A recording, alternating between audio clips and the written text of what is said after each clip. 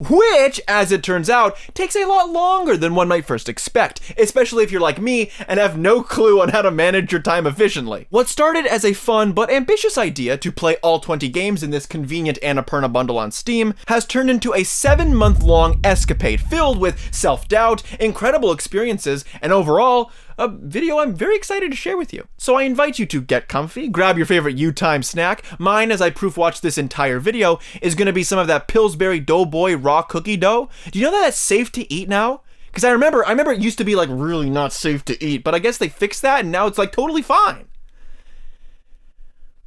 And prepare yourself for the next few hours of blathering opinions from yours truly. All set? Okay, let's begin with Outer Wilds. Oh boy, Outer Wilds! This game is adored by all of its fans, and I'm happy to call myself one of them. And there are dozens of videos online that dissect and analyze and wax philosophical about this game. So instead of trying to haphazardly parrot those remarks, I'm just gonna tell you some of the major reasons why I love Outer Wilds. Firstly, this game is so epic! Outer Wilds is one hell of an exploration game. You play as a Hearthian living on Timber Hearth, and are the newest astronaut about to launch into space. And outside of that premise, the game removes its hands from the situation entirely and says, go nuts. Once you gear up, prepare to launch, and blast off into the atmosphere, the galaxy is literally yours to explore. No quest markers, no explicit directions, just you and the universe. But rest assured, no matter where you decide to take yourself, there is so much more going on here than just a silly little space game. Need proof? Well, wait about 22 minutes so that you can watch your sun literally collapse in on itself and explode!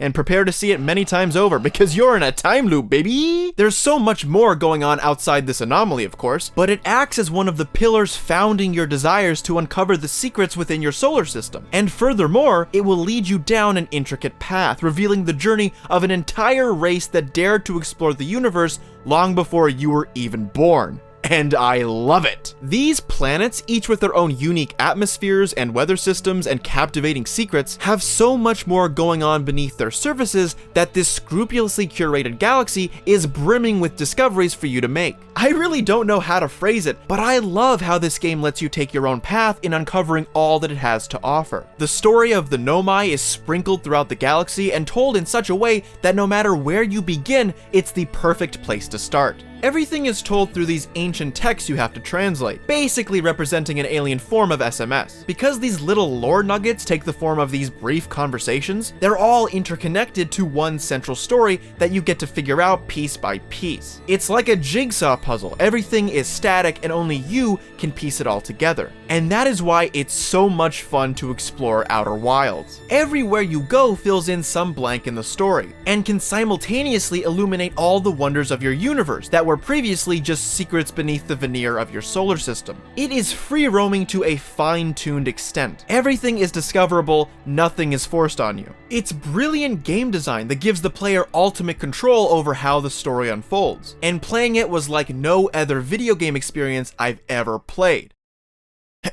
Secondly, this game is so scary! There's this great Reddit post from a now deleted user that I just have to mention, because they perfectly described how the game is able to freak out the player so well. Essentially, what's most frightening throughout your journey in Outer Wilds is your present lack of information. There were so many cases where I was freshly exploring a new planet, eager to discover its secrets, only to be met with unfamiliar territory that I didn't necessarily know how to handle. Everything is scary before you start to understand what it is. In the meantime, it's an exciting unfamiliarity. The mere sight of a gargantuan black hole that's just one tripping hazard beneath you is terrifying. Most of all, because you have no idea if it's gonna kill you or spit you out into the sun or what. But one thing's for sure, it ain't gonna be good. And the anglerfish, oh my god.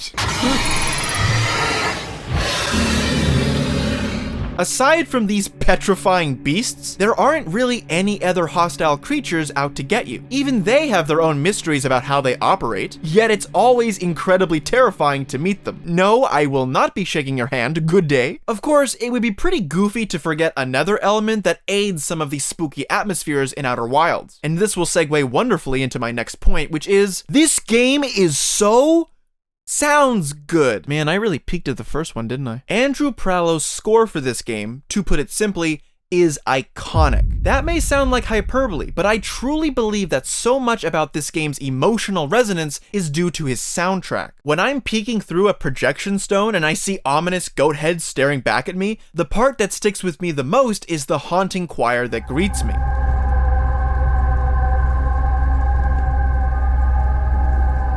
When I'm venturing out in space, freshly launched from my home planet, this background track starts to play, echoing the warm, dulcet guitar tones present in the village as they play alongside glittering synths, all encapsulating the hefty curiosity as you look out across the stars. Just a minute before the sun is about to explode, a song called End Times plays that I quickly got very accustomed to. Each time it started, I knew the fate that was about to befall the galaxy, and this song scored my subdued fear as well as my acceptance of this ending. When I go inside a Nomai elevator, the drone that accompanies me instills both exciting curiosity and apprehension at whatever I may find at the other end. Amongst each planet, you can find a fellow Hearthian, peacefully sitting alone playing an instrument. You'll hear the acoustic beats on Ember Twin, the whistling melody on your planet's very own moon, the banjo calling from inside Brittle Hollow, and if you're lucky, your signal scope can pick up each element of the song as the planets align. And it's just so cool, and I love music, and it's so cool!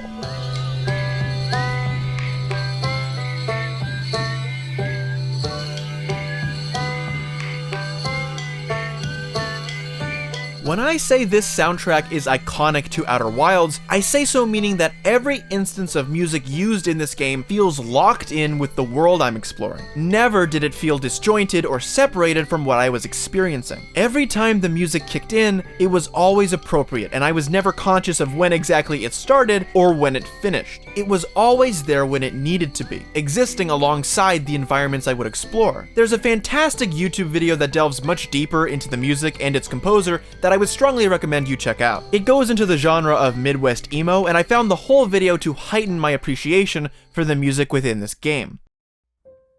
To answer the question of why I love Outer Wilds so much, I really don't know how to explain it. I'm trying to, but my words keep coming up short. In fairness, there's so much to it that I love. I love the story of the Nomai. I love all the planets with their own quirks and mysteries and awesomeness. I love the feeling of exploring the galaxy. I love the feeling of discovery. I love the music. I love the sci-fi aspects. I love the sound effects. I just love thinking about it. But, and this is my favorite part in this review, so you're gonna wanna clip this, I think that one of the most beautifully bittersweet things about this game is how you can only really play it once. The world of Outer Wilds has a bunch for you to explore, with much of your curiosity being fueled by the lore of the Nomai. However, once you've completed the game and have pretty much explored everywhere there is to go, you don't really get that experience again. You can revisit some of your favorite planets or even relive the ending of the game again, but there's nothing left for you to uncover. Your adventure for discovery is effectively complete. It's sad, because the game was such a wonderful experience that I only ever got to fully appreciate once it was over. And for me, that's part of the everlasting beauty of Outer Wilds. You've received an answer to your question, and therefore, there is not much use in asking it again, now knowing what lines to trace to connect the dots. You got to engage with its wonderful narrative, and you got to experience everything for the first time, without ever thinking it would be your last. A trip through the galaxy in Outer Wilds only ever plays out once. After that, it's like a museum filled with relics reflecting your journey. The mistakes, the sadness, the sense of adventure. It's all there for you to remember, but you can't relive it. It's a bittersweet retrospective, but good God, if it isn't really fun to reflect on, and even more so to share with other people. It's the most unique kind of a game I've ever experienced, and it was an absolute pleasure to enjoy it.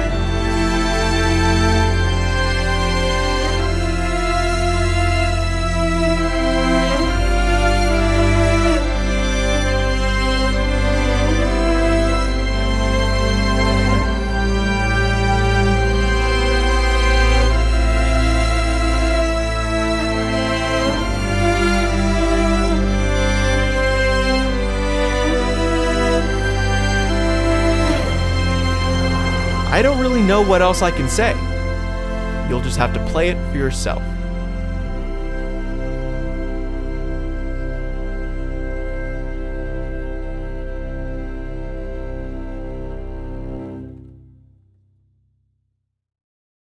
Well, 1 down, 28 to go! Journey is a cute little game where you play as this unnamed robed character who has to go on a bit of a long walk. And before I get into the lovely visuals and the music and the general spiritual themes of the game, I need to talk about a feature that I was definitely not anticipating. Starting in the second level, I noticed this other mysterious robed person just sort of standing out in the middle of nowhere. So I went up to them, exchanged a few pleasantries, and all of a sudden he began to follow me. I thought, oh wow, this is pretty cool. There's an NPC system in this game. However, this person started to react very sporadically as our journey together continued. They would spam communications, run around seemingly fueled by random desires, and this behavior eventually beckoned the question of whether or not this was an actual human player and not just an artificially intelligent character built into the game. I would say to myself, no, this has to be an NPC. They're just poorly programmed. Look, they keep dying to these terrifying stone serpents. Then I would question everything and go, wait, is this a real person? They move too independently. There doesn't seem to be any rhyme or reason for some of their actions. It was only until the very end of the game where it was revealed to me that it was,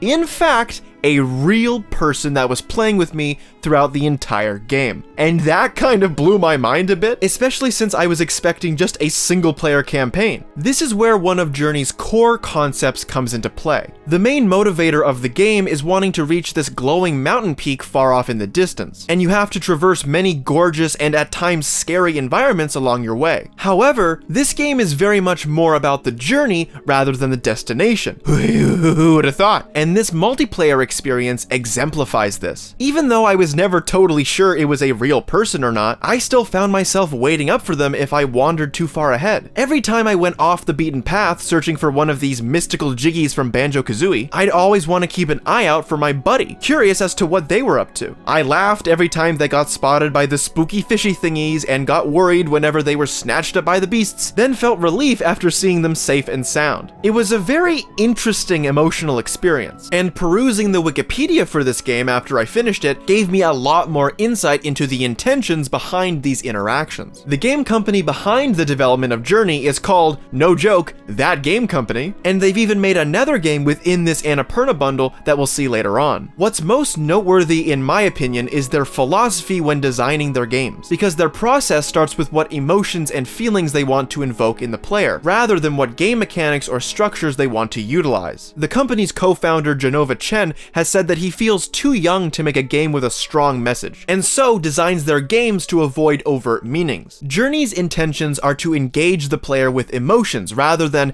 an explicit story or specific guidelines on how to play. If you play the game and feel any sort of connection to the character or the world, then they've succeeded in their mission. And so that's one of the beautiful things that I can appreciate about Journey. Many elements aid in this emotional experience, like the gorgeous vast desert landscape paired with the graceful music that scores the various environments. There's a section where you're sliding down this steep sandy slope, and when this exhilarating string section comes in, it felt like I was a child again, gleefully passing through the various arches approaching me. There's another scene where you're in this pseudo-underwater environment being hunted by these things, and everything suddenly got incredibly tense as you're hiding from these vicious creatures to continue through. I'm not trying to say that these moments are unique to this game only, but in retrospect, when I consider how every single instance of motivation throughout was imbued in me via a natural instinct rather than explicit directions, then it becomes a lot more special. There is no dialogue or roadmaps, it's just the player's ability to understand each environment and gather their approach from there. Journey is also not that lengthy in duration. It only took me about 2 hours to get to the end,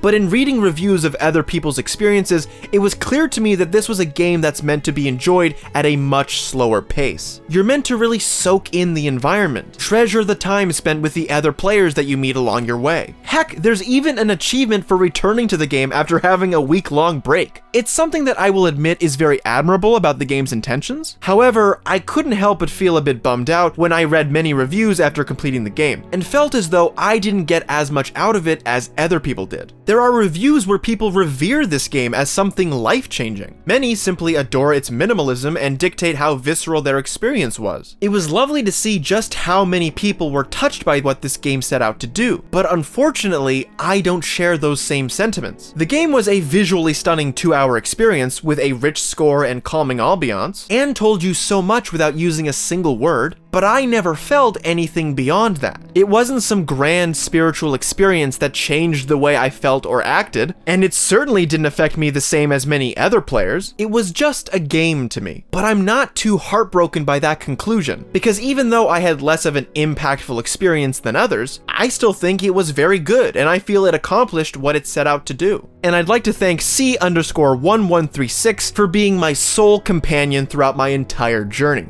You started to get on my nerves a little bit. You were getting to know that talk button a bit too well. Okay, you can stop doing that. You can stop whenever you want. You can stop, alright? I get it. You can stop whenever you want, man. But I enjoyed the little conversation we had near the end. I think out of the entire game, interacting with this temporary friend of mine was a true highlight of the experience.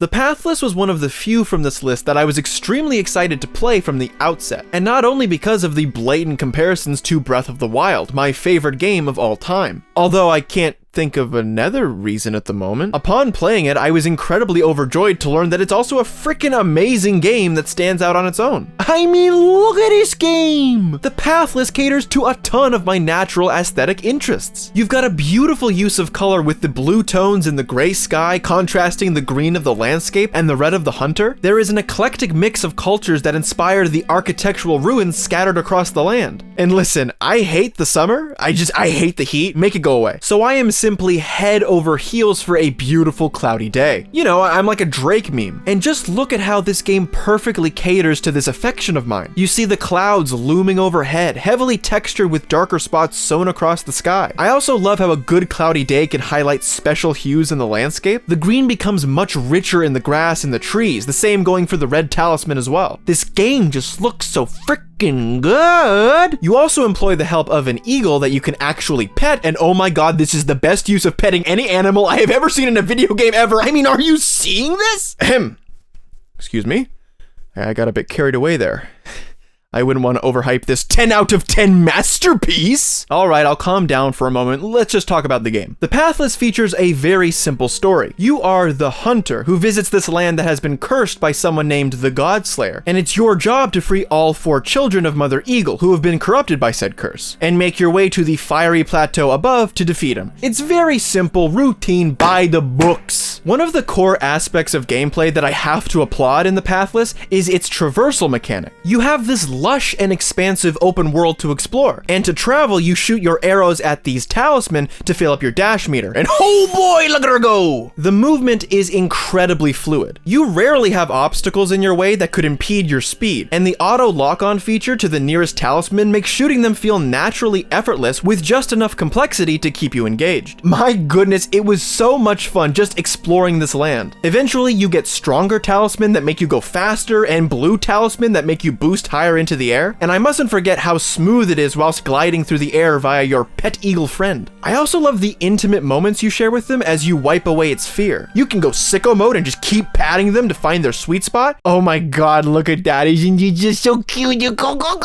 Now is as good a time as any to begin drawing comparisons to Breath of the Wild. Not only because it's the most significant game I've played that has a fantastic open world, and not only because there are quite a few obvious similarities and inspirations, but also because I want to. Each plateau has 3 cursed obelisks that you have to free in order to subdue the main boss of that area to finally fight them. Until then, the bosses lurk around these lands alongside you, surrounded by a gigantic fiery storm. And if you happen to get caught inside that storm, you lose your pet eagle companion and have to retrieve them, all the while avoiding being spotted by the beasts themselves. It's possible to avoid all interaction with these encounters, but they offer a fun way to shake up the gameplay, so I never felt negative toward these moments. Cleansing the obelisks requires these golden tokens that you can receive by solving various puzzles throughout the land. These range from simple solutions, like just pushing down a button, to re-engineering the layout of dilapidated ruins so you can catch a flame with your arrow or pierce through aligned rings. Now, I've seen criticism that this interrupts the fast and furious gameplay to essentially stand still and walk around in this tiny area, but I see no issue in that. I enjoy that the puzzles slow things down. It allows me time to appreciate the setting I'm in. They invite breaks from in between the constant racing across the landscape, pausing the moment, allowing me to savor it. Plus, it shakes up what might otherwise become monotonous after a while. From the words of Tom York himself, "Idiot, slow down." I like the Super Mario Sunshine sections where your eagle ironically chickens out, forcing you to figure out the puzzle without that accessory. Even after completing every single one, I never really got tired of these puzzle types, because they serve as wonderful dopamine hits feeding my hunger for discovery and adventure. However, if you do get tired of these types of puzzles, then you're not going to look forward to what's to come. More puzzles, that is. Now let's dig into the boss fights. One area where Breath of the Wild was lacking was with its slightly underwhelming bosses. Though their fights were unique from each other as well as their looks, everything felt too similar to each other. I understand that the main fun of Breath of the Wild is in exploring the world, but these dungeons and boss fights felt like a lukewarm cap to my time and experience with that particular region. The boss fights in the Pathless? Oh boy, they are spicy! Each one takes up a similar structure for the most part. Once you enter the storm after cleansing the obelisks, you have to make chase with the beasts and shoot the various eyes on their various limbs in order to cool their jets for a bit. The fight then moves to a contained coliseum where their eyes are still the weakness, but now is when they shake things up a bit. The tall boy has a section where you have to slowly ascend this castle whilst avoiding their fierce fiery attacks. It was really thrilling, especially when I thought that each fight would embody a similar coliseum routine of defeating them. The multi-headed dragon had varied attacks from each head that you had to avoid and then attack when the time was right. My heart was pounding during this fight in particular because each time I got knocked out by one of their attacks, one of their heads would grow back and subsequently many more after. Though the routine for fighting each boss can feel perhaps repetitive on paper, I had such a giddy expression on my face whilst battling every one of them. These fights never felt boring or terribly long-winded or unoriginal or dead simple. They work so well as the crescendo to cleansing this land wrought by evil incarnate. Simply a chef's kiss. The Pathless is a gorgeous game with smooth controls and fun exploration, and I simply loved my time with it. As someone who is also patiently waiting impatiently for the sequel to Breath of the Wild, this gave me a satisfying fill of what I loved so dearly about that game. In fact, a little while after beating it, I came back to try and 100% the game, getting every achievement possible. However, Steam refuses to give me the rightful credit I deserve, all because the final achievement, for getting all the achievements, isn't unlocking for me. Others have had this problem too, and I can only assume it's because for only one of the 42 achievements did I revert to a different save state so that I could complete it. And in doing so means the game doesn't register that I completed everything on the same save file, and thusly is withholding me of my rightfully earned 100% award. I am extremely upset by this conclusion.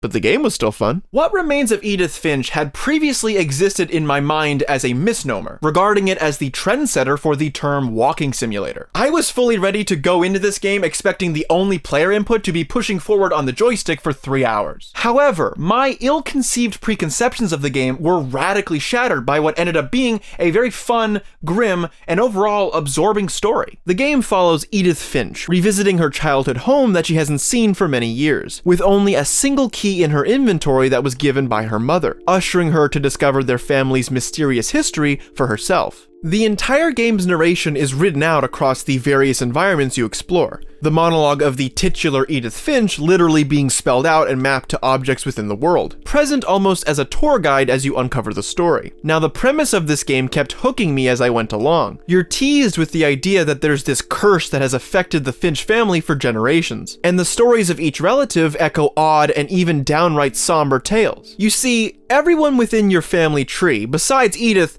is dead, and their deaths range from bizarre to comical to depressing. And what you get to learn about each family member crescendos into their own minigame sequence playing out their eventual demise. And it's kind of funny because when I went into this kid's bedroom and saw that there was a baby that had died, I thought, oh well, this is gonna be fun. And it was, because you get to be a frog bouncing around and swimming with whales and ducks. And then the baby drowns in the bathtub. Each minigame sequence plays out differently from each other. Without giving everything away, one is told through a child's delusional dreams, another being told through a camera lens. There is a murder that's repurposed as pulp fare in the style of a comic book, set to the Halloween soundtrack.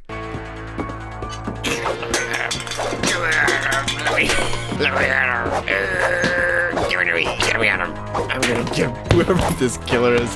He's going down. And as funny as some of these sequences were to play, they almost never sullied the more macabre subject matter behind them. Remember, each of these sequences preludes a death. So for as goofy as it is to watch a man die in a hilarious fashion, there is still this underlying sadness that sits with you after you've stopped giggling and let the details sink in. The balancing act of this game's tone reminds me a bit of a series of unfortunate events. Those books were incredibly clever with how they managed comedy within tragedy. And coupled with the particular art style of those books and how they evolved into subsequent movies and TV shows, that strange marriage of dark and silly feels honored within what remains of Edith Finch. I mean, look at this place. The entire house is filled with these little knickknacks, embedding the lives of all who stayed there across the cluttered walls and stacked in the kitchen and painted across their sealed shut bedroom doors. It's all delightfully odd, but never feels too fantastical that it takes you out of the sincerity of what tragedies lie behind each of those doors. There's even secret entrances and pathways, and look at how freaking cool this bedroom is. I want this to be my bedroom,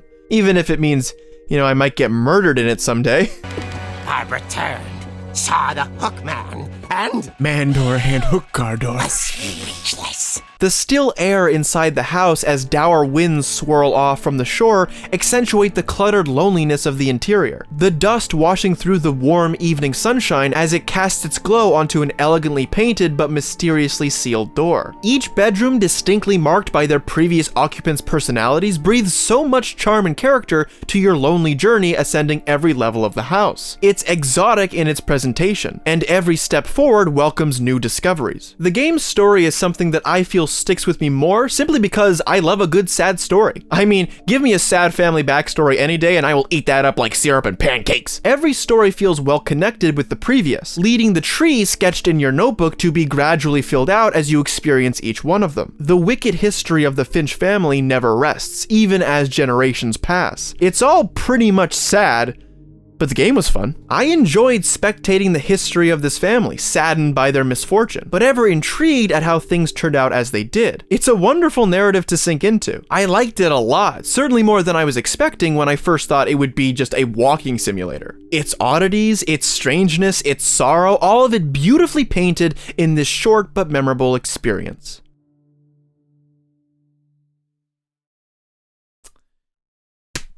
Yeah, this is a tough one for me. We've had a pretty good 4-game streak so far of quality titles that I have a solid amount of appreciation for. But that ends now! In 12 minutes, your main character is stuck in a time loop. Hey, haven't we been here before? That's a joke that works in two ways. Within the first loop, you have a lovely night in with your wife who surprises you with baby clothes to announce that she's pregnant. And right about now, your character's thinking, oh, geez, this would be a great time if someone were to break in, restrain us, and choke me to death. On the brink of death, the time loop resets itself, and it's your job to figure out how to stop it, and what's all this got to do with this cop accusing your wife of murdering her father 8 years ago, and this whole business about a pocket watch? 12 minutes is essentially a puzzle game where every new bit of information you learn unlocks new dialogue options for the various people you can talk to, allowing the mysteries to unfold and figure out even more about your situation. It sounds neat, but there are a few occasions where logic logical reasoning is thrown right out the window in exchange for gamified trial and error, hoping that you'll stumble upon things that will advance the story. One such instance occurred early where I was relatively stuck on how to progress, the main ailment being the location of this pocket watch that Willem Dafoe is just so crazy about. If you let everything play out normally within the loop, as the cop is choking you out, your wife is just about to give away its whereabouts until it all resets. So now I had to find some other way to get my wife to expose the pocket watch's position. I tried looking around for it, selecting all the dialogue options that I could, eventually convincing her to believe my crazy stupid time loop conundrum bullshit, but still I ended up nowhere closer. However, in taking a break and watching someone else play, I realized the only thing you had to do was sneakily hide in the closet before your wife knows you're home, then letting the whole scene play out, where now, all of a sudden, she is incredibly eager to give the location of the watch once she's the one in danger. I admitted to myself that I probably never would have come up with hiding in the closet before my wife notices in order to know more about the pocket watch, because my mind simply didn't connect those two dots to that one conclusion. I thought without myself present, she'd die before even giving up that information, since when it was my life on the line as well, her mouth was just as sealed as ever. Or, based on previous loops, Willem Dafoe would know to search the apartment looking for me, even though I can understand he wouldn't do such a thing since my wife believed I was still out at work. I feel I have a right to be annoyed, but I can't deny the game's logic to figuring out this solution. The final time I got stuck, I got my friend Josh on a call to essentially help walk me through how to progress, because at this point, I was completely stumped on what to do next, and I hoped that perhaps a few hints might help usher me towards the ending. This is where I find a conjoined criticism between the way I played the game and the game's core mechanics. So the first hint we discussed had to do with your wife's phone that you have access to. Restraining the cop allows you to pick through his phone and discover that he has a cancer-ridden daughter nicknamed Bumblebee. I had already tried calling her in the hopes that she could do something to sway her father's decision to murder me in, the opposite way, but every dialogue option went nowhere, though apparently there was one option that wasn't present that I did in fact need in order to progress, but hadn't collected all the pieces to this puzzle elsewhere. Sure, I didn't prove that my wife was innocent, but I didn't know that's what I needed to do in order to call the daughter. Perhaps I had tunnel vision on that one specific element that I didn't even think to go and pursue something else. Like I was trying to solve a puzzle that I didn't have all the pieces to yet. And this is where I realized that the way this game behaves and the way I was playing it were incongruent. See, I knew that I had to use the daughter to somehow get to the cop. That conclusion had already cemented itself into my itinerary. But without knowing exactly what I needed to say in order for this to work, I was left clueless. I also realized much later, after I'd already finished the game, that the biggest trouble I had whilst playing was having that walkthrough we were using. Don't get me wrong, I enjoyed having someone else to engage and banter with as my sanity slowly slipped away from me. Basically, your character remembers that they were hypnotized, and now everything that you've learned is completely forgotten, despite the fact that you should remember being hypnotized. But it directly conflicted with how I had approached the game thus far. There was information I needed to already know at that point in the walkthrough, but those were things I hadn't even known about yet. Because the puzzle pieces you need to put it all together are bits of information rather than physical items to acquire, if you don't have one tiny bit of knowledge, then your progress is effectively halted until you figure out what is missing. Furthermore, because there are so many different variations of scenes that can play out, finding out exactly which scenario has to play before that tiny piece of information can become available to you, the natural trial and error progression system becomes a hell of a lot more tedious once you realize that if you go down the wrong path and end up nowhere, you have to reset the loop all over again and try something either subtly or dramatically different until you figure it out. But I can objectively say that the voice acting wasn't the greatest at times. Stop! I'll come with you. I'm sorry, oh fuck, I'm sorry. Oh God, I'm so sorry, I am so sorry. It is only by forgetting that we ever really drop the thread of time and approach the experiences of living in the present moment. I think above all else, I had a botched experience with the game. Using a linear walkthrough for a non-linear method of completion messed up what could have been a more pure experience than how I let it succumb to truly be. Perhaps I was just too dumb to figure things out, but I also think that the game was too tedious at times for what it was asking me to do. I like puzzle games, and sometimes I can actually be good at them, but the way this game concludes itself in that genre didn't mesh with me in terms of telling a linear story. Unlike when I overcame my frustrations with Outer Wilds for similar issues, the ending to 12 minutes was not satisfactory, and realizing that there were 7 total endings to get, my heart's flower shed its last petal, and I became bitter towards the thought of this game. I understand that the game doesn't work just off of trial and error. There are hints to help guide the player on where they should direct their focus next. My experience, however, was riddled with trial and error, to the point where I wasn't putting the pieces together in any coherent fashion, and every lead felt as though it quickly led to a dry spell. I just wanted to follow the narrative in a linear fashion, not bang my head against a wall trying everything I could to find the right path. But sadly, that's not how it played out. I want so easily to blame everything on the game, but I know in my heart I can't. And that frustrates me, because I hate thinking I'm not smart enough to understand something or figure something out, or even that I could have had a better experience with something. But me, myself, and I got in the way of that. I think this game is flawed, but as upset as I am to admit this, a good part of it was my fault. All I wish now is to put this experience behind me, because I did not have fun during 12 minutes, nor during the 6 hours it took for me to beat it. It was just a very emotionally draining experience. I'm glad I'm done with it. That's all. Thank you. This call may be monitored or recorded for quality assurance and training purposes. All representatives are currently assisting other customers. Please stay on the line, and the next available representative will assist you.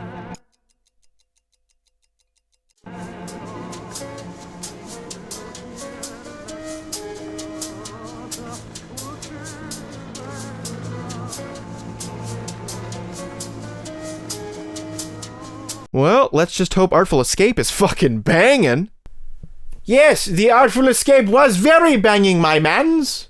Get him! The Artful Escape follows Francis Vendetti, nephew of the very famous folk musician Johnson Vendetti, as he wrestles with the pressure and expectations of being in his shadow, wanting to be a musician himself, but struggling to find his own groove. One night, a mysterious alien named Zom summons him upon request by someone named Lightman, an intergalactic rocker who sees a spark within Francis, and they both endeavor into the deep reaches of the cosmic galaxy to play music the likes of which have never been experienced before. Okay, let's start off with the fact that this is a very pretty game. The look of the Artful Escape is vibrant, saturated, stylistically influenced, and filled with odd characters and lively environments. The whole idea is about playing these incredibly spectacular rock and roll shows, so of course the various locations you visit throughout the game are heavily populated with these strange creatures, but also echo the extravagant nature of your quest. Your guitar is a main tool for livening up these environments. Playing it as you walk past these quiet areas will awaken the life sleeping behind it, turning on lights, blooming flowers, encouraging the weird aliens to dance and become a part of the show you're bringing to them. Many times you'll be sliding down the hillside whilst shredding your guitar, and you'll be able to catch a glorious view of the background behind you as gigantic beasts fly along to your music. It's a wonderful feeling being able to summon these kinds of enthusiastic festivities. The only downside is that you're almost always playing your electric guitar throughout the levels, and while it fits with the background music, it can be a bit grating to listen to after a while, losing the impact a guitar solo can have since you're hearing it so frequently. Okay, now let's talk about the music, because this game really is about the music.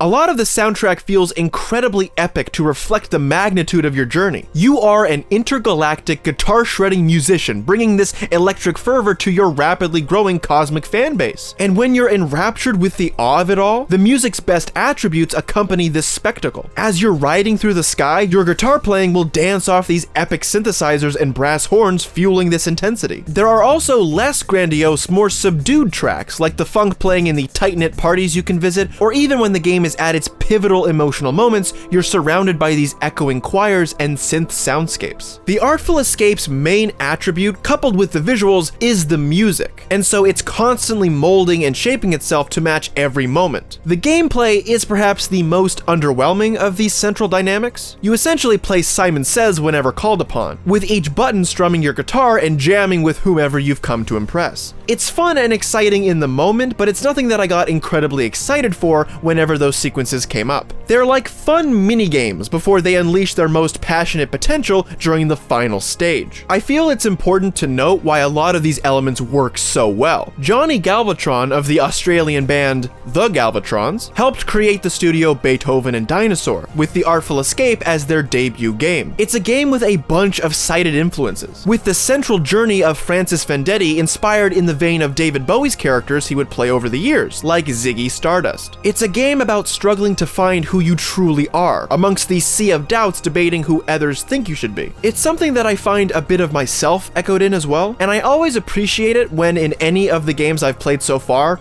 little snippets have found their way to speaking to me, even if only on a surface level. I love the fusion of the grand music, the striking stylistic visuals, and the cosmic themes working together to help tell this story. I can also appreciate when the game calms down from its many highs and lets you take in the fantastical world you're entangled with. As well, it's brimming with charm, from the charismatic button prompts to the humorous characters you meet along your journey, to the very idea of the story it's telling and the sci-fi themes it plays with. I enjoyed my time with The Artful Escape. I think it's a fun story to follow, even if its third act doesn't explore certain plots as much as I wish they had. While the gameplay can be a bit lackluster compared to the magnificently gargantuan story it's trying to tell, overall the game works as a spectacle to be admired and in awe of, and nearly every element works well to achieve this goal, at least for me. Additionally, there's something so theatrically compelling when thinking about this game. The name, the artwork, the sound, the world it explores. It feels so epic to reflect on in memory, and the mere contemplation of its elements sparks within me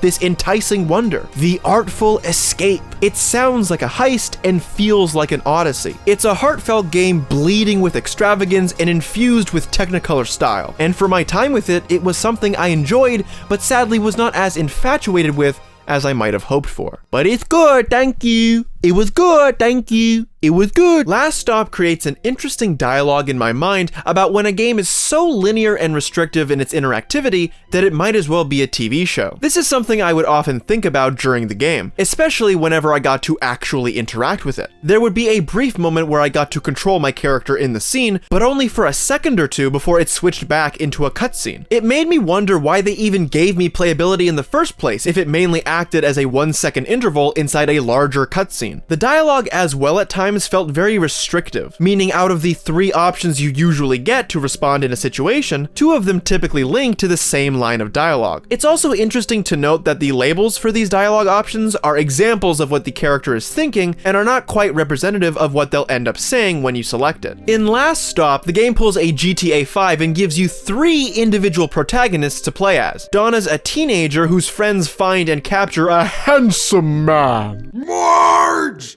Who is this handsome man?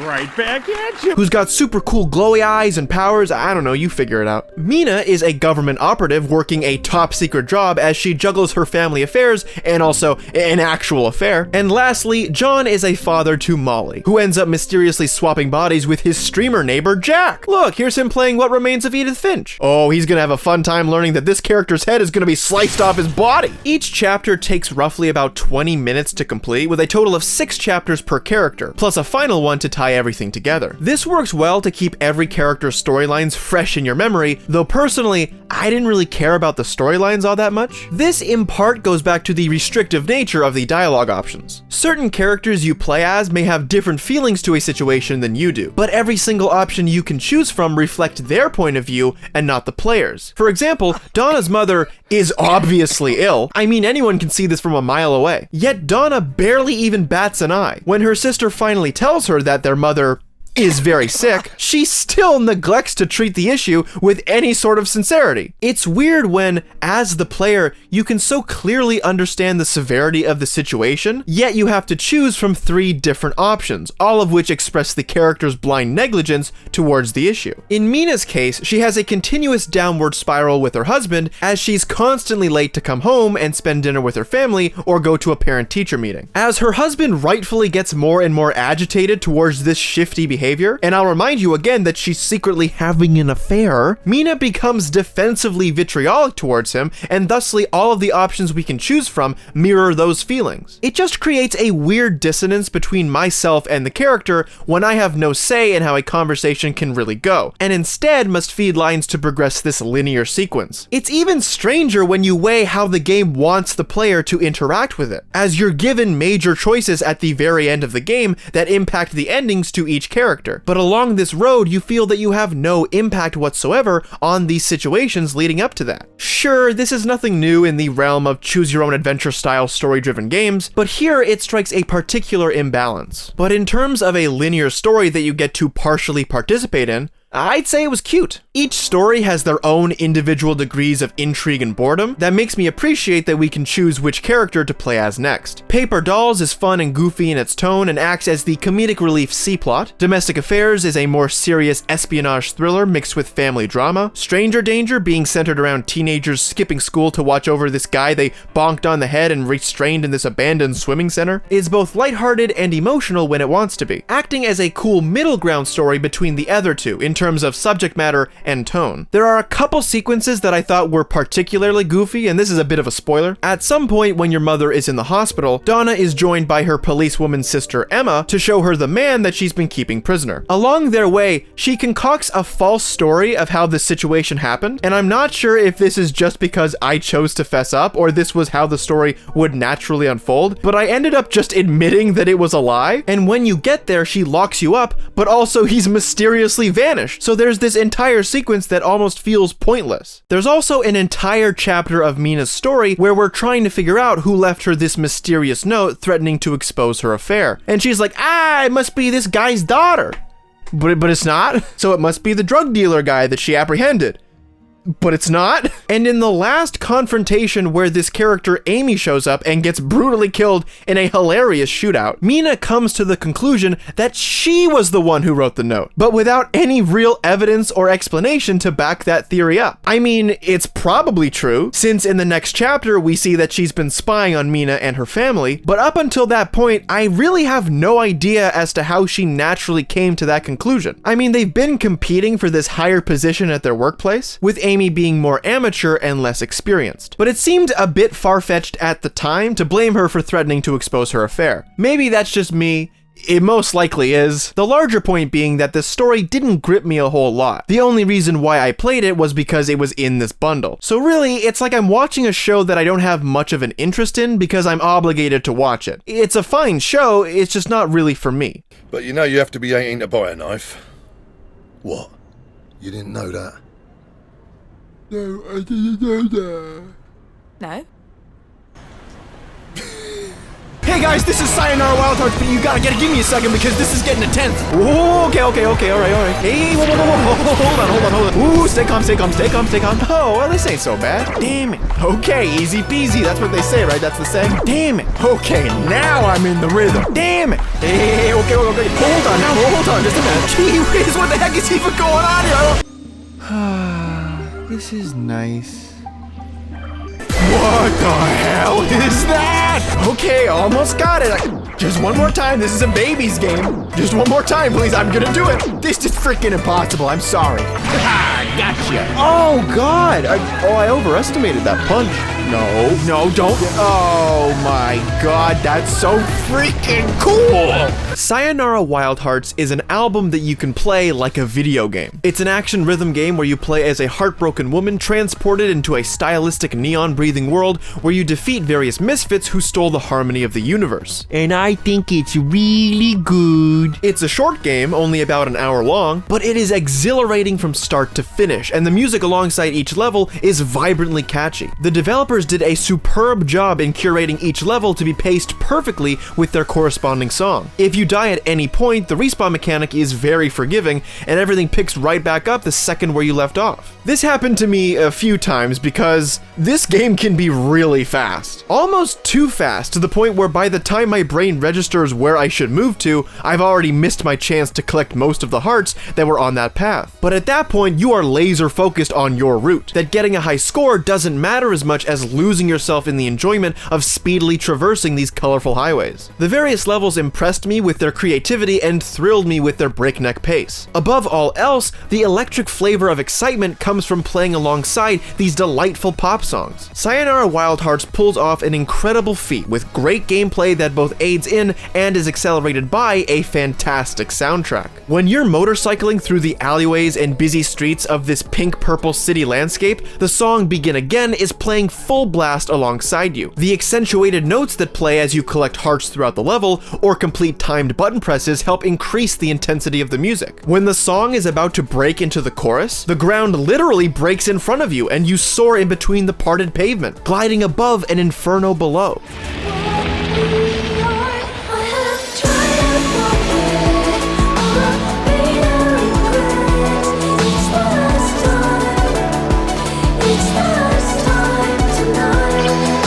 It was a marvel to me that not only did the levels gloriously sync up with the music like a match made in heaven, but also that these songs were specifically made for the game. They're really well produced and sincerely catchy songs. It's difficult for me to look beyond the music and focus more on the gameplay because this soundtrack is too integral to ignore. It's one of the legs that supports the entire game. Without it, there is no game. They are energetic electronic pop songs with lamenting lyrics that are the foundation for the emotional stakes of the game. The gameplay itself is smooth, easy to control, and most of all, fun. It's fun. The game's fun. We're only 8 reviews in at this point, and I'm running out of synonyms for fun. I love enjoying music, and this game caters so well to me. It's got beautiful colors, enchanting landscapes, great music, and all of these elements work so well together. And this game keeps changing things up through to the very end.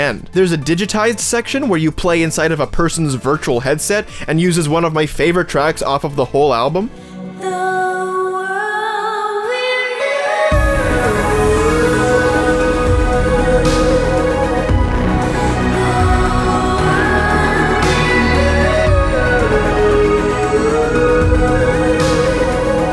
There's a boss fight with the stereo lovers where each snap in the song changes up the level design. It requires you to essentially split your brain into 2 different levels at once, which can be frustrating if you're like me and don't have the most success with that, but I can't help but still admire the creativity. These sections never outstay their welcome, and each pace out the entire album, so nothing gets stale or repetitive. For the entire hour you play, everything feels fresh and exciting and exhilarating and all the praising synonyms. A really neat feature I found after completing the game is this zodiac wheel, where each star sign on both sides lists a riddle that teases you towards finding and unlocking the 24 achievements. I honestly think this is a really clever and unique way to present them. Instead of blatantly telling you what to do, you first have to solve their corresponding riddle, then go into a level and try it out to see if you were correct. Reading what some of the solutions are, a few do come across as a bit tedious, but they mostly act as a way to get even more out of the game. If you enjoyed your time with Sayonara Wild Hearts, then these achievements certainly add an extra layer that allows players a chance to dig deeper into the game. Sayonara Wild Hearts is one of the bright stars that burns the quickest. Its music swoons me, its gameplay thrills me, its art style allures me, and its creativity rewards me. It's a playable audio-visual experience that sweeps me off my feet where I fall in love with falling out of love. It's unlike anything I've ever played before, and I'm so happy that it exists. It's not something that could easily be replicated in Beat Saber or a different customized DDR rhythm game. Sayonara Wild Hearts is its own unique creature, created and wonderfully maintained in a short but sweet little package. Oh, I almost got that.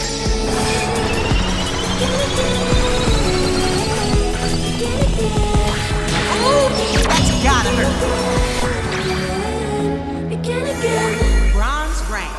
Ron's, what the fuck are you talking about? Gorogoa is a charming and peaceful little puzzle game that a frickin' baby could play. On a 2x2 grid, you move these cards that allow you to manipulate their worlds within and connect them together, fueled by a child's desire to interact with a colorful beast. This is the first game on this list that's solely about puzzle solving, and it was delightfully refreshing to just relax and stare blankly at my screen whilst trying to figure things out. It is yet another short and sweet experience, only taking me around an hour and a half to complete, but along the way, I was consistently impressed at how this simple little gem expanded upon its concept in fun and creative ways. Something I have to applaud about Gorogoa is how it teaches you everything you need to know without a single word needing to be said. Once you first open up the game, you're in. No tutorial or main menu, just a square image in front of you, your cursor being the key to unfolding this multi-dimensional story. Cards can divide with their own separate worlds that can be pieced together to function as a greater whole. They can become thoughts and directions or cogs to turn wheels. It's not long before you have the basic principles of the world in front of you down pat, and are able to exercise your brain to maneuver the various levels in search of all 5 fruits to, to do the thing. The art style as well is oddly captivating. Everything you see was hand-drawn by the main developer, Jason Roberts, and he's able to simultaneously bring to life cute little concepts as well as coating the atmosphere with an ominous gloom, present alongside the character's gradual melancholy.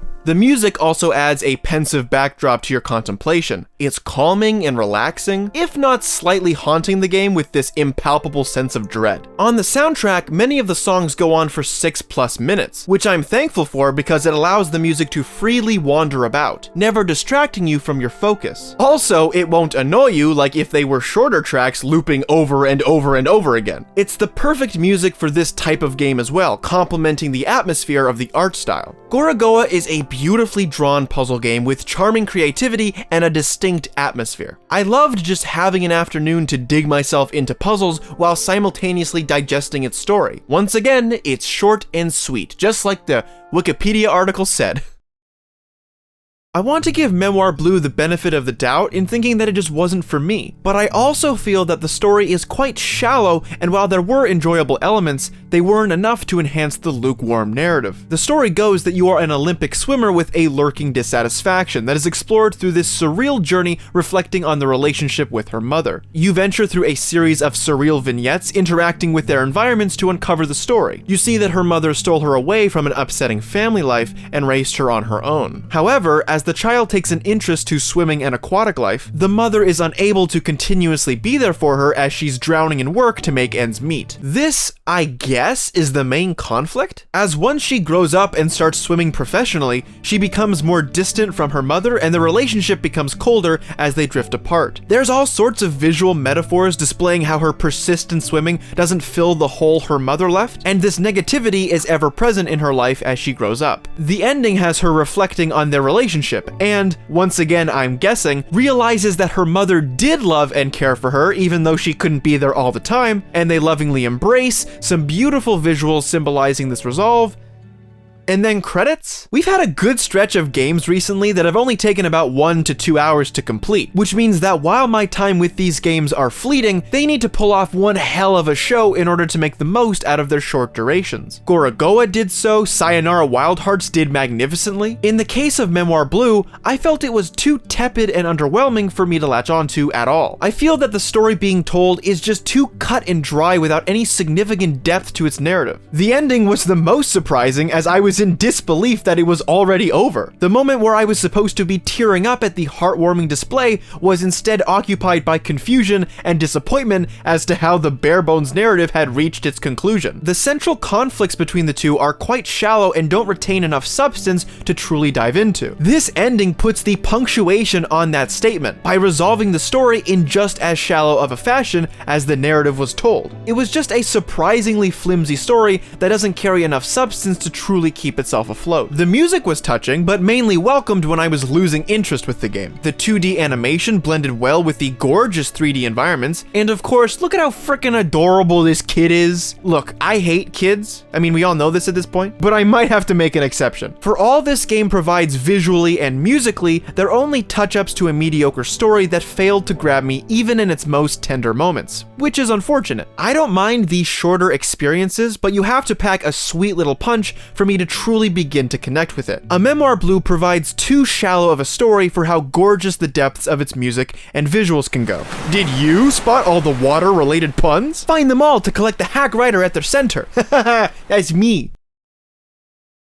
When is a puzzle game not fun? Where is the line between puzzles being difficult and the solution to a puzzle being janky and unintuitive? With Maquette, I'd say there was a blend of both. Maquette is a puzzle game with an intriguing presentation. You play in this dome that's inside a dome that's inside a dome, and there's this tiny little dome in the middle. With this core mechanic, items you carry can either be shrunk or enlarged, and the same goes for yourself. For example, if you set a tiny object on the small diorama of your world, its size will match in the life-sized arena you are currently in. Now, I can admit in retrospect when a puzzle got the better of me after I figured out its solution, but there were several cases here where I got increasingly frustrated over what I consider to be certified jank. There was a puzzle where you had a staircase that clearly needed to be set up here so that you could get inside the house. It was suitable for when your character was of a larger size, however, since you needed to be shorter in order to fit through the cracks inside, you realize that the staircase is just a tad too short for the trip to be just as smooth. Initially, my brain was working overtime, as I tried to set up the stairs at different sides of the house so I could walk along the bevels until I made it inside. Unfortunately, to no success. It was clear to me when I gave up and looked at a walkthrough that those stairs and that ledge were non-compatible, and I was just missing a different piece of the puzzle. Well, what a dumb, stupid idiot I was! I was doing things 99% correctly, only I had to set the stairs up sideways against the house instead. That way,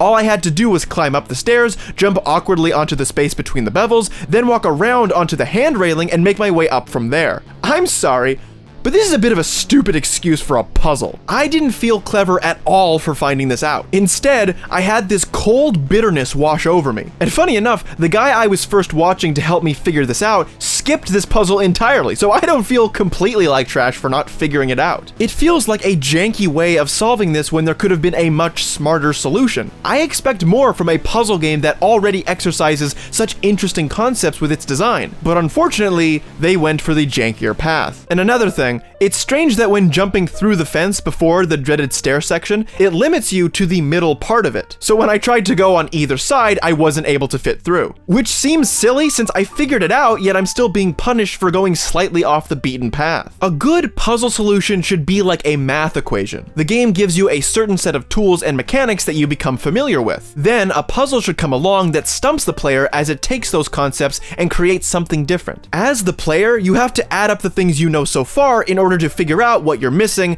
and that's your solution. When you eventually look up the answers to a puzzle you are unable to solve, realizing the solution should elicit a feeling of, oh, of course, that makes total sense. Even though you didn't solve it yourself, you were able to admire how clever the puzzle was without feeling stupid. In Maquette, the feeling was always, oh, well, that's dumb. That's not a good solution. I never felt stupid for not solving it, as many other people were in the same boat as me, but I did feel contempt towards the puzzle and how you were supposed to solve it. There's nothing fun about having to Google the answer, so at least make it a solution worth having to look up. And it doesn't help that there were also a few bugs that ended up soft-locking me, forcing me to restart. Even more so, the movement of your character can feel quite jittery and awkward depending on your size. Moving objects around within either smaller or larger spaces can be fickle at times and difficult to maneuver. I gained the impression that some additional work could have been done to smooth things out a bit to make for a more relaxed and engaging experience. I mean, I saw through the floor. My game even crashed, which is something I don't experience much. This would also be a good time to mention how the frustration of figuring out puzzles can get in the way of the intended emotions during a section. At the beginning of the spiral, you see this gigantic broken dome floating ghostly out in a mist of fog.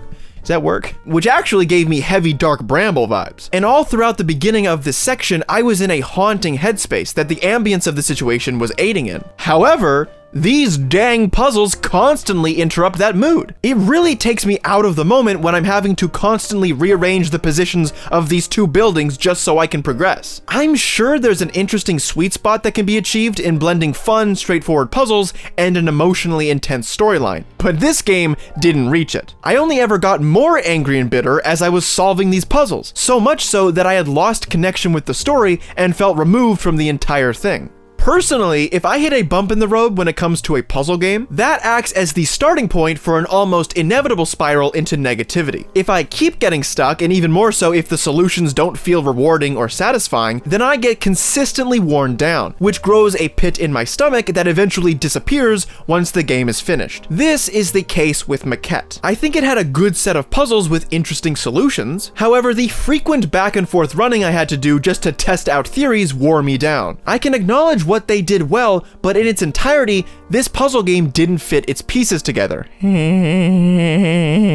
it? Though the frustration during my playthrough only grew as I progressed, the beauty of the game never evaded me. I loved watching the architecture change and decay as the tragic love story unfolded. The ambience started, is it ambiance or ambience? Hold on, this is important.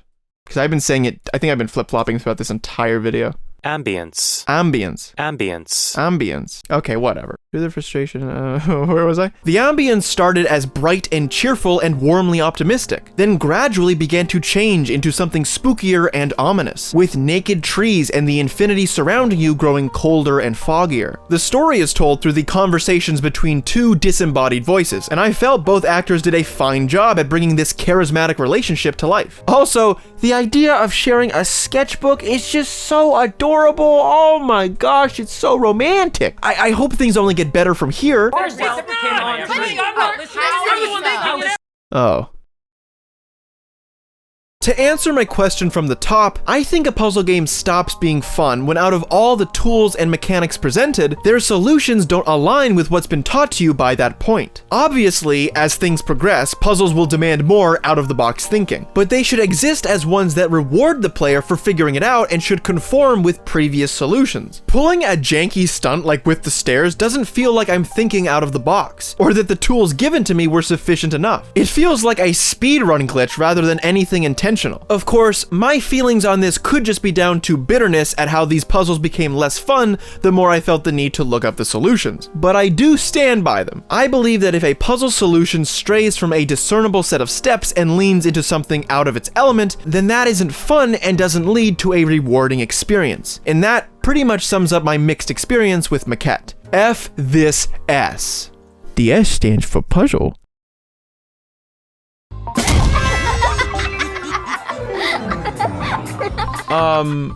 Today we're gonna be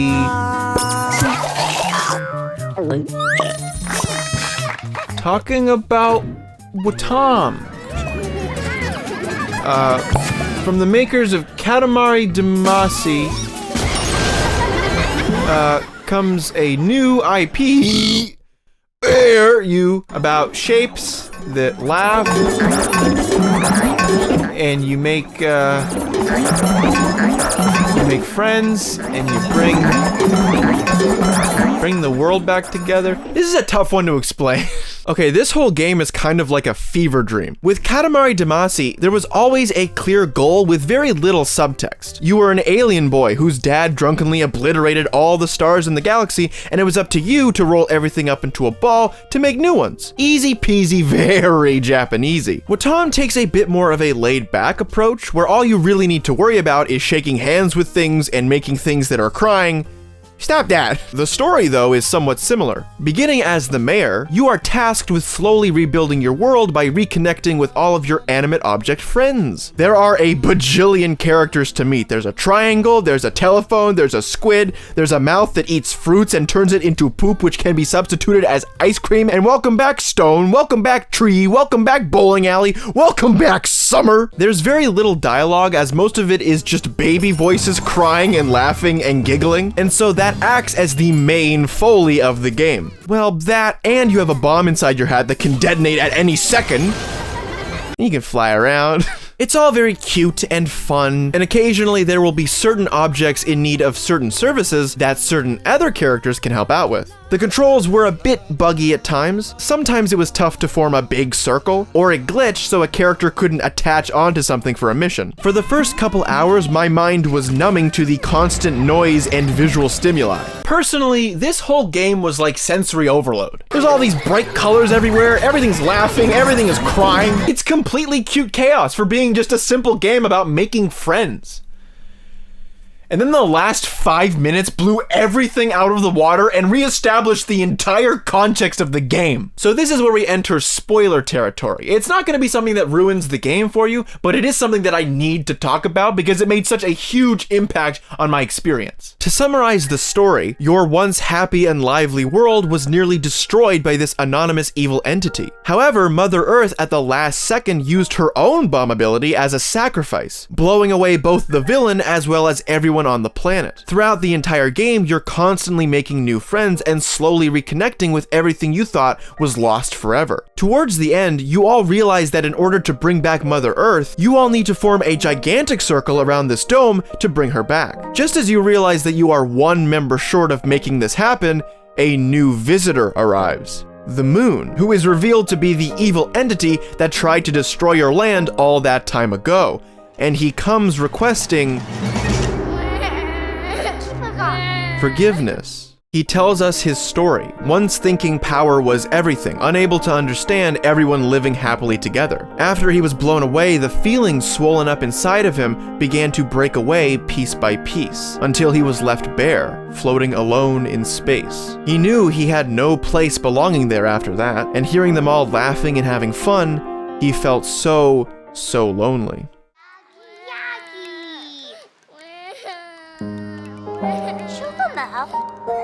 You know I hate kids, but there's something about this animate moon crying like a 4-year-old after pouring its heart out, telling this sorrowful story and pleading for forgiveness, that I guess just strikes a chord with me. Then, for the emotional climax of this chaotic game, 4 dialogue options fill the screen, each consoling the moon with gradually more complex responses.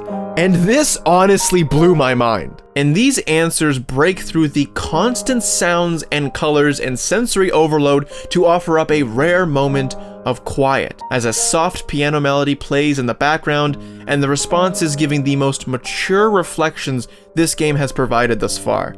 You could say, it's okay, but with each answer, the true nature of your journey is exposed. The 4th answer, and the one I ultimately chose, illuminated just how impactful our journey was. Are you serious? Don't you understand how we felt, separated and alone? Don't you realize how hard it was bringing everyone back together and returning the world to normal? I can't overemphasize how fun it was. We'd never known how much fun it was to go kaboom, to be sent flying, and we'll never forget the way we got carried away and tumbled so hard we lost our lunch. It was fun just to laugh and be together. What you've done is unforgivable, but because of you, we've learned a lot.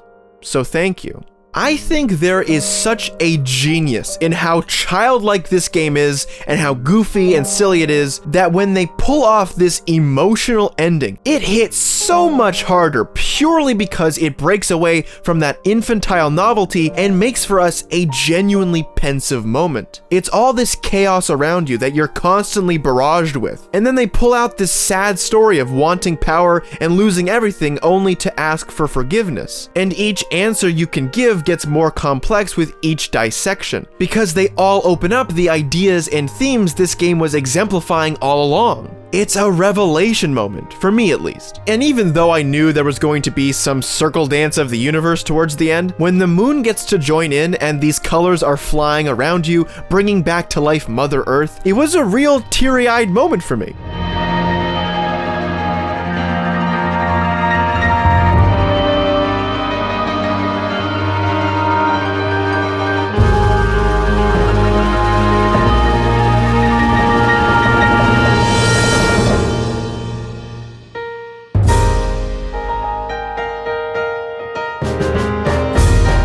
Then, after all the credits are done and you see everyone you've helped bring back all together again, the game just quits on you, leaving you in silence. I think it was a great accomplishment to recontextualize everything I got confused about along the way. I found it easy to just give in to my confusion and just roll with everything until it was over. But this ending, teaching us how through loss we grow a new appreciation for things we took for granted, was an incredibly powerful punctuation to this entire experience. There was even this feature I hadn't known about until I reloaded the game, where each friend you make has their own conception date, blood type, and most importantly, a description. And they're very interesting to read, having seen the ending. As the mayor, who is a square, that's not a dig at him, that's just what he is, he's a square, is described as being the building block for this world, a desire for order and tidiness. And some of these descriptions slap pretty hard too, like the moon is a symbol of self-reflection, formed from the regretful remains of a power-hungry person whose throne crumbled beneath them. The moon appears only at night to remind us to reflect on our day before going to bed. Like what the hell? You're telling me this heartfelt message was hidden inside this juvenile madness? And this ending hits in the real world too, because only with it did I truly realize what fun I was actually having with the game. Sure, a lot of it was spent in confusion and slight frustration at how some characters handled, but through all of its chaos, Wattam delivered a simultaneously bewildering and emotionally stirring experience. Its ending recontextualized everything that preceded it, and so elevated this game's charm and exuberant flair to something I will carry with me far into the future. Thank you for reading my book. Now let's get one thing straight. Stray is a gorgeous game. Every square inch you can explore feels scrupulously detailed to breathe as much history into the environments as possible. From a macro point of view, the world is drenched in neon vibrancy. At a micro perspective, there are so many intricate alleyways and narrow paths that are covered in trash or flyers or robots to converse with. I couldn't help but stop every so often to take in and appreciate the massive amount of meticulous effort that went into making all these environments feel appropriately rich in world-building detail. I also love neon signs and this cyberpunk color grading preset. Its aesthetic is prominent, and I love it all the more that the developers went to such lengths to populate these environments with life and culture to justify its influences. Its looks are a central thread holding the experience together. The game has also perfected cat simulation technology. I wanted to say perfected so badly just then. Initially, I was curious of how the game would fare outside of its heavily marketed cat simulation technology, as I feared that perhaps the actual substance of the game might be just as shallow as its surface level intrigue. But I'm happy to report that it plays pretty well. Traversing the world feels very smooth, with just holding down the jump button allowing you to cleanly navigate up, down, and through the nooks and crannies of the city. Part of the fun I had with this game was just exploring the various areas available to you, collecting energy drink cans from vending machines sprinkled throughout the slums, and finding sheet music for someone to perform allowed me to soak in the detailed environments with pleasure. Along your journey, there are many amenities you can avail yourself to, such as scratching up furniture, rubbing up against some legs, and even pausing your ventures entirely to take a literal cat nap. This was the sort of stuff I actually wish came more in handy as the game progressed. However, aside from a clever use of the scratching mechanic, I felt somewhat underwhelmed in how practically underutilized these gimmicks were. Still, I feel that Stray is an immensely adorable casual adventure game. There were exciting moments of tension, equally enthralling missions of exploration, and the story's pacing fit well inside the characteristically dense cities. It's safe to say that Stray will forever exist as the cute cat game, but I'm happy that it also encompasses a fun and casual adventure game filled with interesting story bits and a gorgeously vibrant world magnified from the perspective of an intrepid feline. This game gets a score on the Jacksonite patented assessment scale of alright.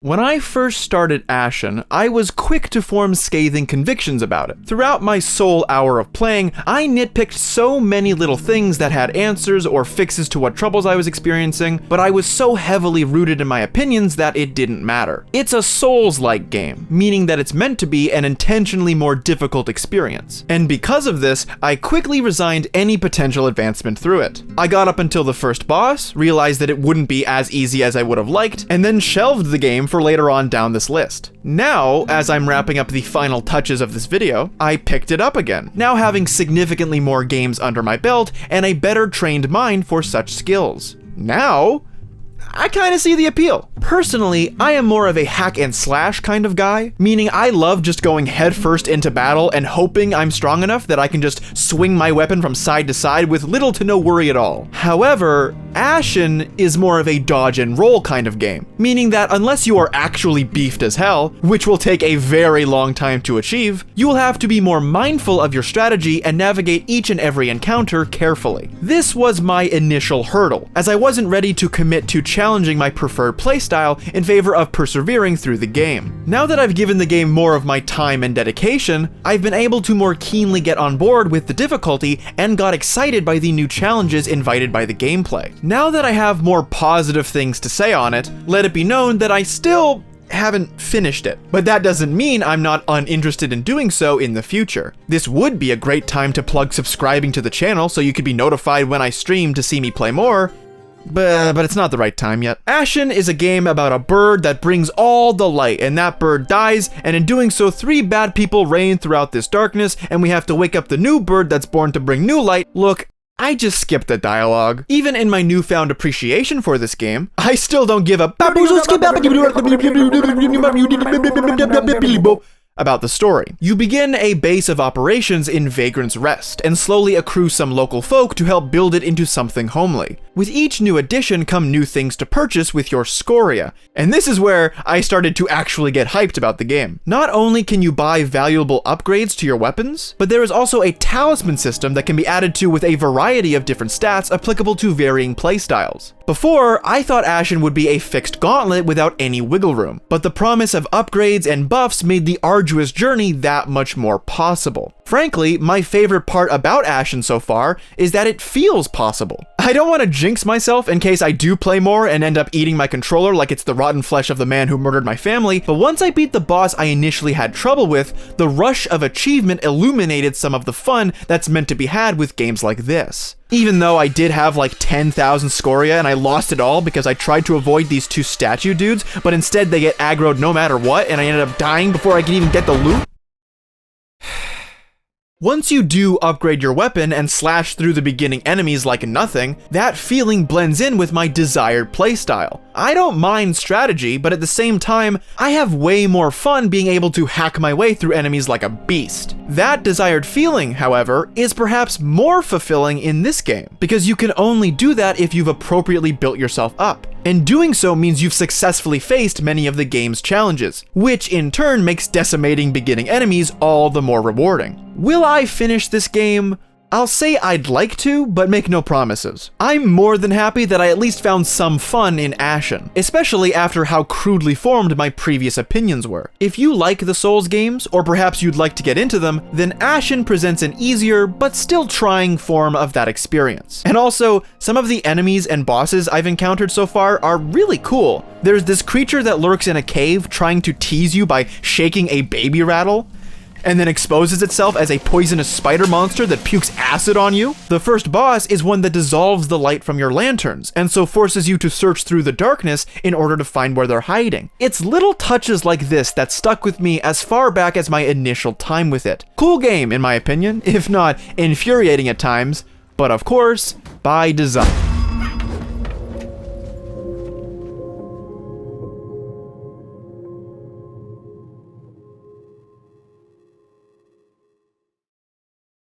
I was well aware of Florence long before I ever started this video. It felt like a landmark indie game about a relationship turning sour, and I'm here to say, yeah, it was. My main appreciation for Florence is how it told its story, not only without words, but also through heavily integrated gameplay. For example, as Florence and Krish are having an argument, you have to connect these rounded puzzle pieces to form your dialogue. Already, I found this to be an excellent motif, exemplifying the idea of constructing what things you want to say in retaliation. As the argument gets more heated, you'll notice the edges of those pieces becoming sharper and sharper, now daggers slicing into place. I was glad to see that such a simple mechanic was utilized so well, instead of complacently residing as a gimmick. Further back, when they both were just starting to know each other, the puzzle is initially broken into many fragments. As their bond strengthens, there becomes less and less of those pieces. I love this as a way to communicate how, over time, talking with Krish becomes easier for her, until it's as effortless as clicking 2 pieces into place. There are many other visual metaphors used throughout the game that fit with the comic panel format and hand-illustrated designs. As their relationship begins to strain, you piece together another image of the two in bed, facing away from each other. Yet once everything is connected, those two halves don't link. Without going into every little detail about how this game uses interaction to help convey its story, I was greatly impressed by how well thought out and utilized those moments were, because aside from them, there isn't necessarily a groundbreaking story behind the surface. It's a story about love, then loss, and it's something I'm already well acquainted with as a topic since several games in this bundle have also entertained that subject. The ending to Florence is also about as simple as its premise. It's nice to have a happy ending that wraps up this cute little game neatly in a bow, but it also left much to be desired in a sense. It's an ending where you go, oh, that's it, okay. However, for being under an hour as well as utilizing so many great gameplay motifs and inventive visuals, Florence works well as a cute little slice-of-life indie game that is, how do you put it, short and sweet. I am dead. So, like, don't bother calling me because I'm probably not gonna pick up. We play as Maurice Lupton, a recently deceased museum curator who is tasked with finding someone to take over the mysterious occupation as the custodian for their island of Shelmerston. To do so, he is reunited with his dog Sparky, and the two go inside living people's memories in order to track down mementos relating to the deceased prospects they're looking for. You got it? Also, for all of you subscribed to r/oddly satisfying,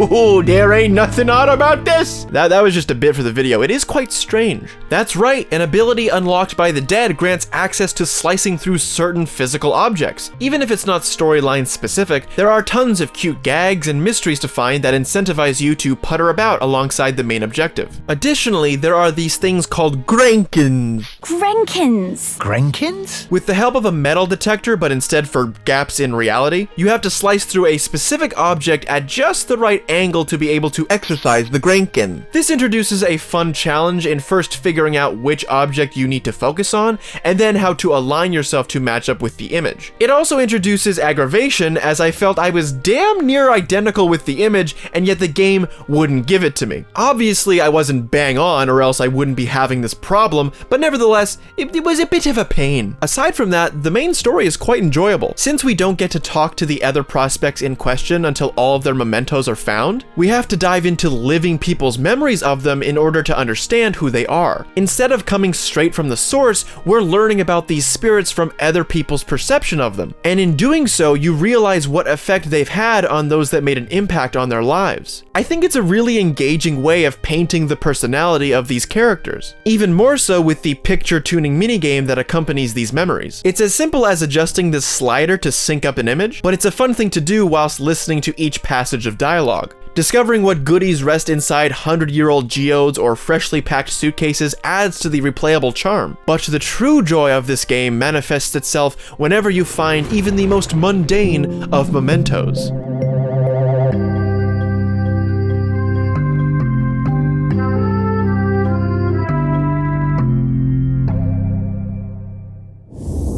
It's toast!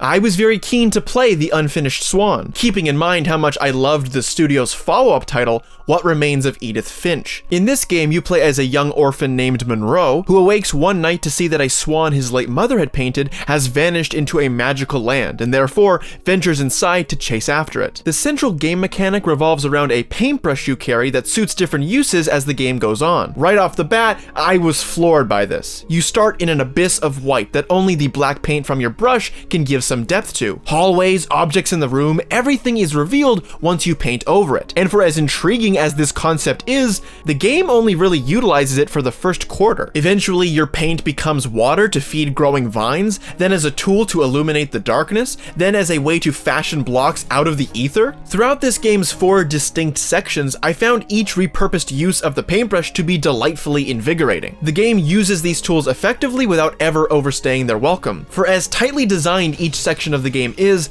I still wish they would have reached even higher and done so much more with these mechanics, because I can only imagine the mileage some of these tricks could have towards puzzle solving and exploration. It got me thinking about how, even with such a simple story, the game is able to easily engross me just with its mechanics alone. With each new use of the paintbrush, I was gleefully hooked, eager to move forward, but also keen on admiring how interactive the levels were. It's such a cool concept, being able to essentially create the level right before your very eyes. skies. I also loved how the atmosphere changed between each chapter. Throughout most of the game, an enchanting stillness plays in the ivory environments you explore. As you persist through the legitimately freaky nighttime section, the screeches of the giant enemy spiders around you add an additional layer of creepiness. The sound design was a key player in immersing me within this surreal landscape. Overall, the Unfinished Swan was an airtight experience from start to finish. Its mechanics and story were charmingly enthralling. The level designs were simply fun yet equally engaging. It was just a delightfully pleasant game that sense of humor and enchanting qualities blossomed ever more so into what remains of Edith Finch. It's even been confirmed by Giant Sparrow themselves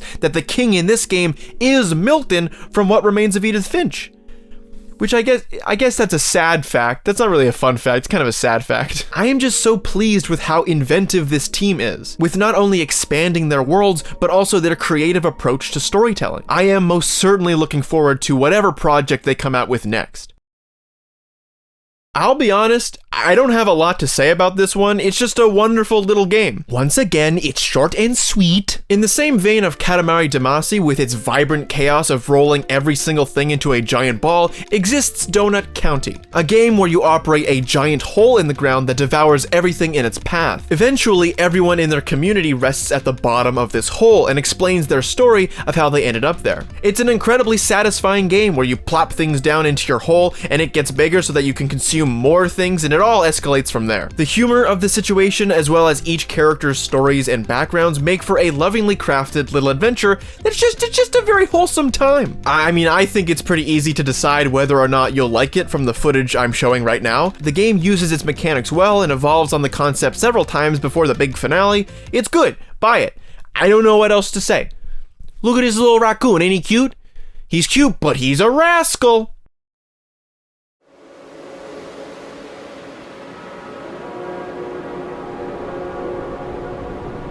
Yeah, this is gonna be a tough one. If Found is a game that I feel means a whole lot to certain people, and while I may not be able to empathize with its themes, I still really enjoyed it. Well, enjoyed is a bit of a weird word in this context, because the game deals with some very upsetting topics, but I feel they were handled gracefully. Our story is shared across two halves. One is about an astronaut named Cassiopeia who ventures into the depths of a black hole in order to stop its impending destruction of Earth. The other half is about someone named Cassio who returns to their hometown after finishing college and finds that the way they've changed in their absence isn't taken so well. I want to be delicate with my phrasing because I don't want to accidentally misuse any terms or misunderstand certain ideas, so do feel free to correct anything I get wrong in the comments. I would greatly appreciate it. Cassio was assigned male at birth but arrives back home as a transgender woman, and this is a perplexing thing to her family. She's verbally berated by both her mother and her brother and ends up leaving in the night to stay with her friends in an abandoned house. The entire game focuses on Cassio's struggles of being accepted by her family, as well as wrestling with her own identity. As the days progress leading up to Christmas, there are some highs, but also some very intense lows. There's a lot this game deals with that isn't explicitly talked about or explained, but rather laid bare inside intimate moments and conversations. The game does an excellent job at making you feel the moments of freedom and happiness that she experiences,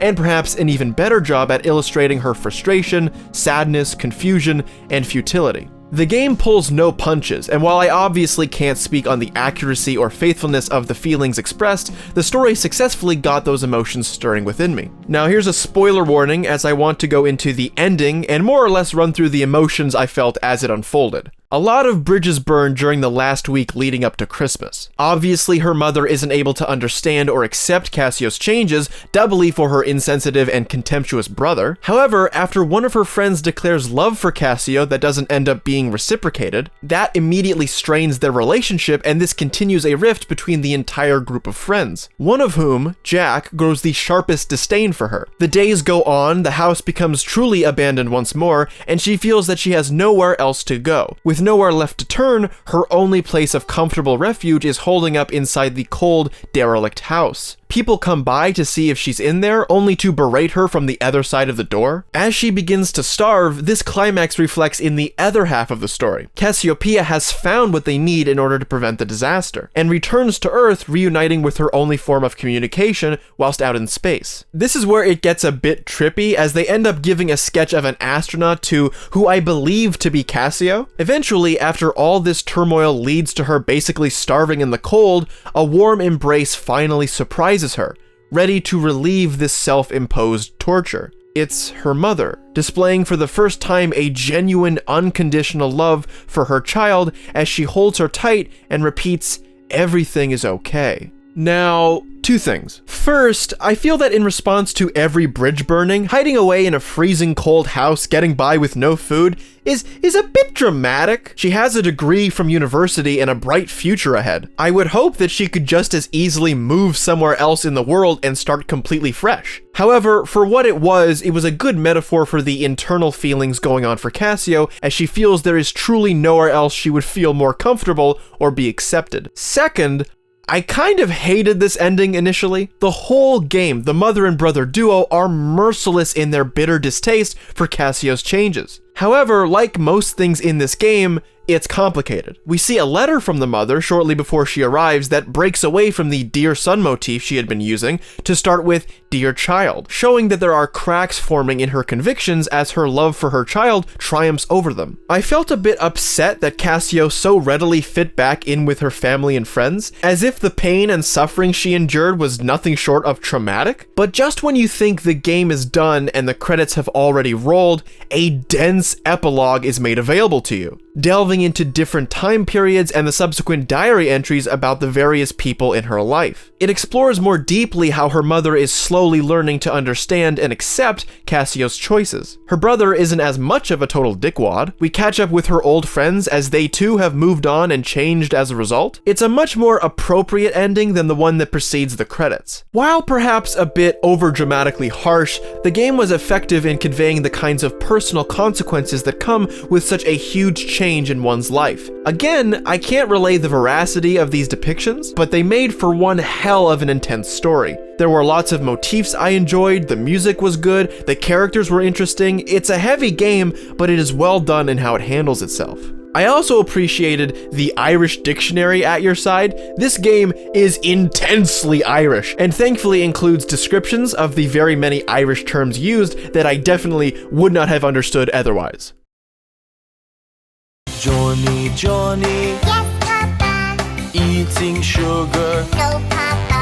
Telling lies. Is an FMV narrative thriller game where you're sitting at a computer looking at video files of other people talking to each other. What fun! From the very start, you're given very little knowledge about the plot. All you know is that you're this lady, and you have an apartment, a computer, and a thumb drive smuggled by a colleague of yours that contains a large database of video files pertaining to certain individuals you want to investigate. The method of doing so involves typing in key search terms into this database, which will bring up every video that uses that word or phrase. And for as cool of a concept as this is, and I'll go more into that later, there was an inherent flaw that plagued me throughout the entire game. Hello? Hi. My name's Jackson. I'm not making an understatement by saying that you truly go into this game knowing very little. And while an overall objective begins to unearth itself as you investigate, I was never really sure what I was looking for. As you dive deeper, there are characters you get to know and therefore understand where to look to find out more about their situation, essentially following a breadcrumb trail. However, I ran into so many impasses where I simply wasn't sure how to proceed. I knew people, commonalities, motivations, and could understand loosely what the story was about, but the end goal of it all still confused me, and I essentially meandered my way through until my time was up. I still think I got what I wanted out of the game, but the unclear objective that became muddled inside fragmented stories kind of soured the ending result. Also, this game has a truly aggravating mechanic that I'm surprised still hasn't been updated or patched. When you type in a search term and the relevant files come up, you will be taken to that specific point in the video where the word is being said. However, if you, by any chance, want to go to the beginning of that clip and get the context for the whole conversation, you know, the only way you're really able to learn anything about anything, then you have to rewind, which quickly loses its novelty and becomes tedious and boring. It's then especially frustrating when you sit through a 9-minute clip and learn that it's just a guy telling the story of Rumpelstiltskin. To be fair, I was a bit foolish to avoid reading the subtitles as the videos rewound. It could have easily made these moments less annoying, but I also wanted to experience these clips from a more cinematically voyeuristic perspective rather than just loosely spoiling the conversation. Also in that case, why even have a video element at all if reading is an eager and perhaps intended substitute? Considering how well Sam Barlow's previous game, Her Story, was received, I can't help but wonder if this sort of mechanic made a more lasting impression in that case. Aside from those problems, I liked the core mechanic of discovering the story in this out-of-order manner. While it does feel at times like you're grasping at straws, you'll stumble upon a video that just name drops 3 other things of interest for you to look into. I couldn't help but liken it to Outer Wilds, solely by the fact that this game has scattered bits of plot that can be discovered in pretty much any order, but connected by the player's growing insatiability for answers. Also, why does this guy call his daughter Babe? Hey, babe. That just doesn't seem cool. Hey, babe. Every time you think he's talking to his wife or someone else, but then it's always his young daughter. Okay, babe, knock him dead. It's just creepy. He only ever says it to her. Just weird vibes, man. I just thought I'd point that out. Flower is another game from that game company that was made before Journey, and it too was a delightful time. You play as a sentient flower petal that glides through desolate fields, recruiting other flower petals to slowly reinvigorate the world with color and vibrancy and environmental messaging. Sure, they tried to steer away from explicit meaning, but I'm afraid it still reads a bit too on the nose. Anyways, Flower is just a cool, calming, cozy little experience. However, I didn't realize this game was going to rival Sayonara Wild Hearts with how breakneck its speed could get. You can get enough momentum that you blast like a rocket ship through these valleys, which kind of contradicts the calm and cozy stuff I mentioned earlier. As fun as this was in contrast to the genuinely peaceful environments you enrich, moving around was a bit unwieldy and the limited controls didn't help with that. While the game is incredibly simple to play, there was a lack of camera control that constantly interrupted my experience. I wanted to adjust the camera to be about 45 degrees up so that I could get a good view of both my cluster of petals and the path illuminating as I traversed it. Instead, you get the one button to accelerate and the one joystick to maneuver around. And while those are sufficient enough, it still got on my nerves that I wasn't able to change the view how I would have liked to. Regardless of that little quabble, the game is beautiful as well as emotionally calming, save for the actual jump scares that happen during the last act of the experience. I think it is a well-suited predecessor for what the studio would go on to make, and a game that, for its ambiguous intentions, was therapeutically satisfying.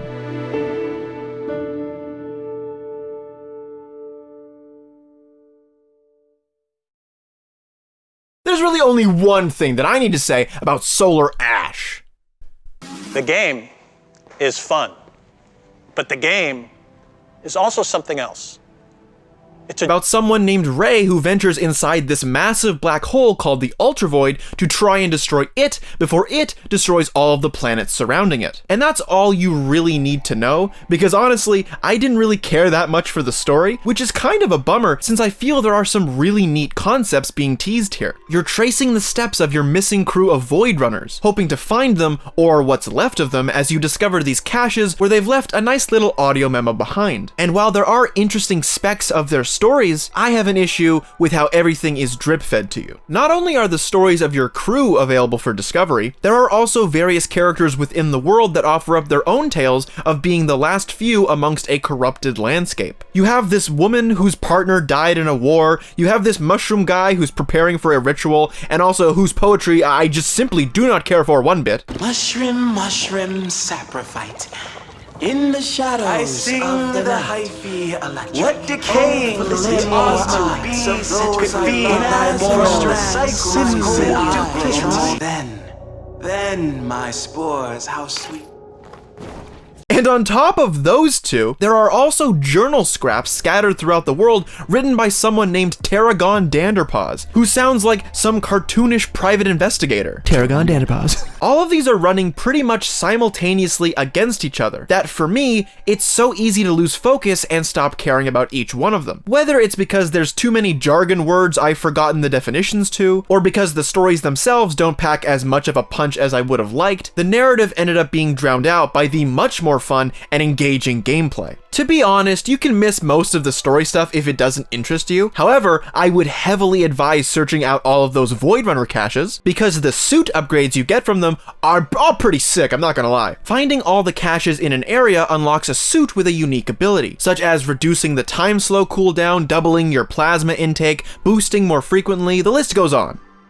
But only for like 3 more. They add a fun way to spice up your playthrough depending on where your focus is at. Personally, I favored the plasma doubler first so that I could easily get enough to repair my shield cells, then switch to the reduced booster cooldown, which made traversing the more expansive sections of the world a joyous breeze. Generally, it's quite a bit of fun to traverse the diverse landscapes of each area. Boosting, grappling, and jumping across shattered platforms and wide open arenas is pretty smooth most of the time. The only issues I ever ran into were over approximating a jump, such as when switching between 2 railings. I do wish there was a lock-on feature similar to grappling when navigating these precise grinding sections, because it does get quite annoying when you're really high up and miss a railing, and fall all the way down to the bottom and have to start over. It was never too much of a pain, but it was really annoying when it happened. Luckily, the core gameplay theme isn't how fast you can dodge an axe, how long you can stand against a horde of enemies, but instead, time. There are these anomalies that you have to destroy through high-speed traversal challenges where you attack nodes in a chained sequence to ultimately deliver a very satisfying stab in their eyeball to get rid of them. They're not necessarily difficult, but the speed needed to complete these sections offer up enough adrenaline to keep things exciting. Eventually, these crescendo into a massive anomaly that introduces 3 lengthy time attack sessions to finally conquer them. These strings of nodes you have to destroy time out pretty quick, so the player needs to take into account every second if they're going to complete it. Once again, they're not too difficult, but for me, it fits in this sweet little spot of infused adrenaline and casually fun gameplay. I simultaneously dreaded and loved these boss fights. They feel so epic since you're attached to this gargantuan beast. It's like Shadow of the Colossus. And when the final phase music starts to play, it becomes this beautifully adventurous battle that is just so much fun to do.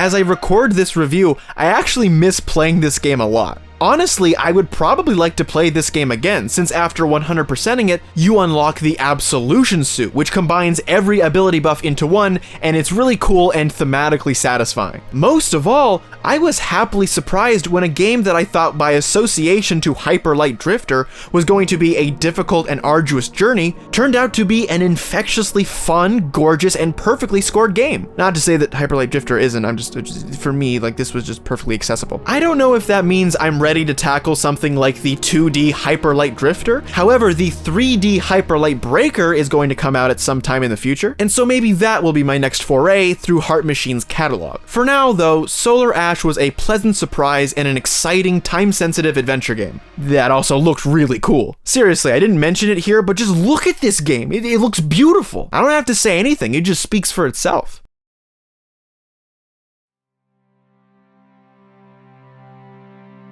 Maybe I actually do like story-driven games. I think earlier in this collection, when I had a lot more games ahead of me, I saw these narrative-centric experiences as dips in the thrills and excitement of something with greater interactivity. When I knew a story-driven game was coming up, I would irreverently roll my eyes, expecting to just charge through the experience and be done with it. However, many of these types of games have actually done a great job at telling an interesting story through limited interactivity, and Gone Home was no different.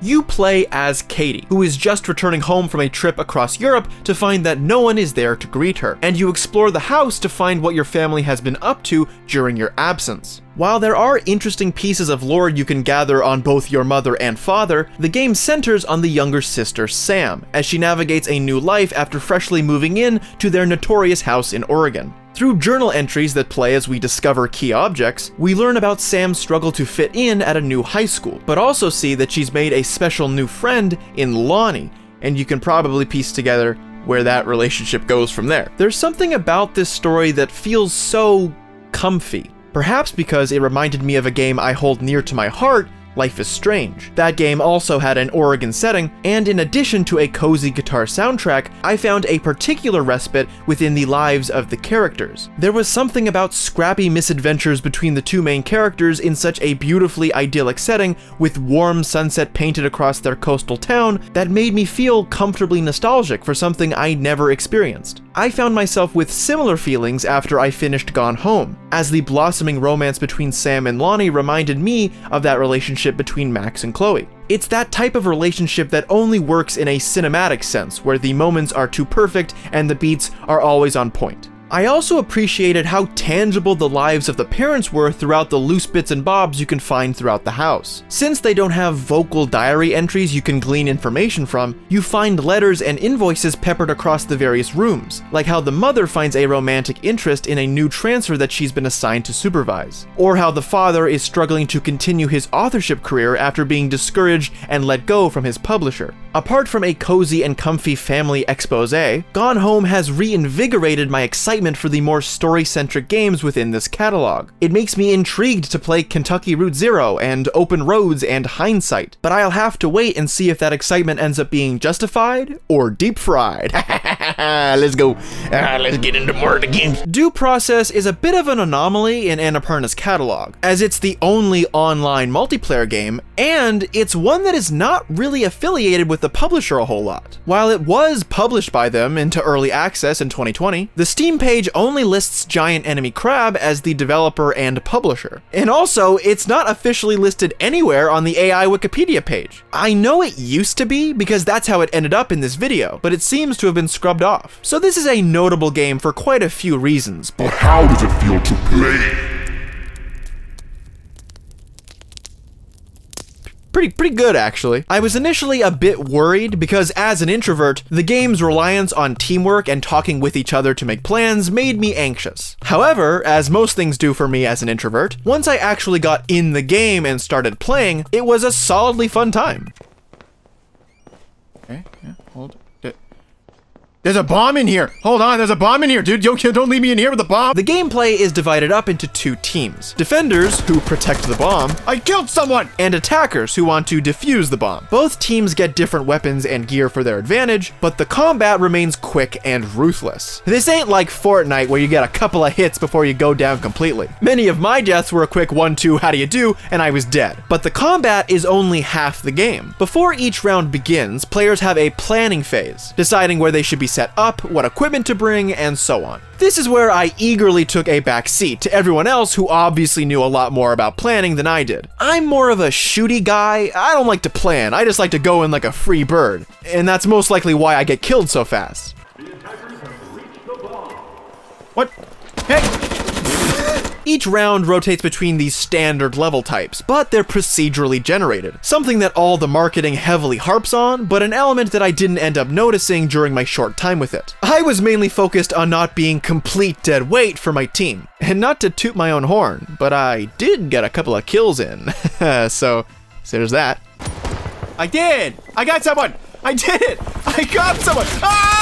For the time I spent with it, I can see the appeal, and luckily I didn't have to wait terribly long to join a match like many of the Steam reviews noted. Half the fun is getting a good plan, the other is executing it. And it is quite a rush given how fast the gameplay can be. Since I'm not an expert in this genre of shooters, I don't have a lot to say in either critique or praise, but it was a fun time. Wow! Hey, Bo. Hey. Wow! Ah! Hey, we're cool, right? Woo!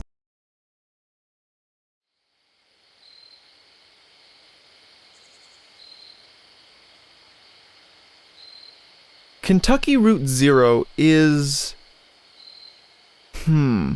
Well, I guess I should first start by saying that I didn't hate it, nor am I among the game's strong admirers.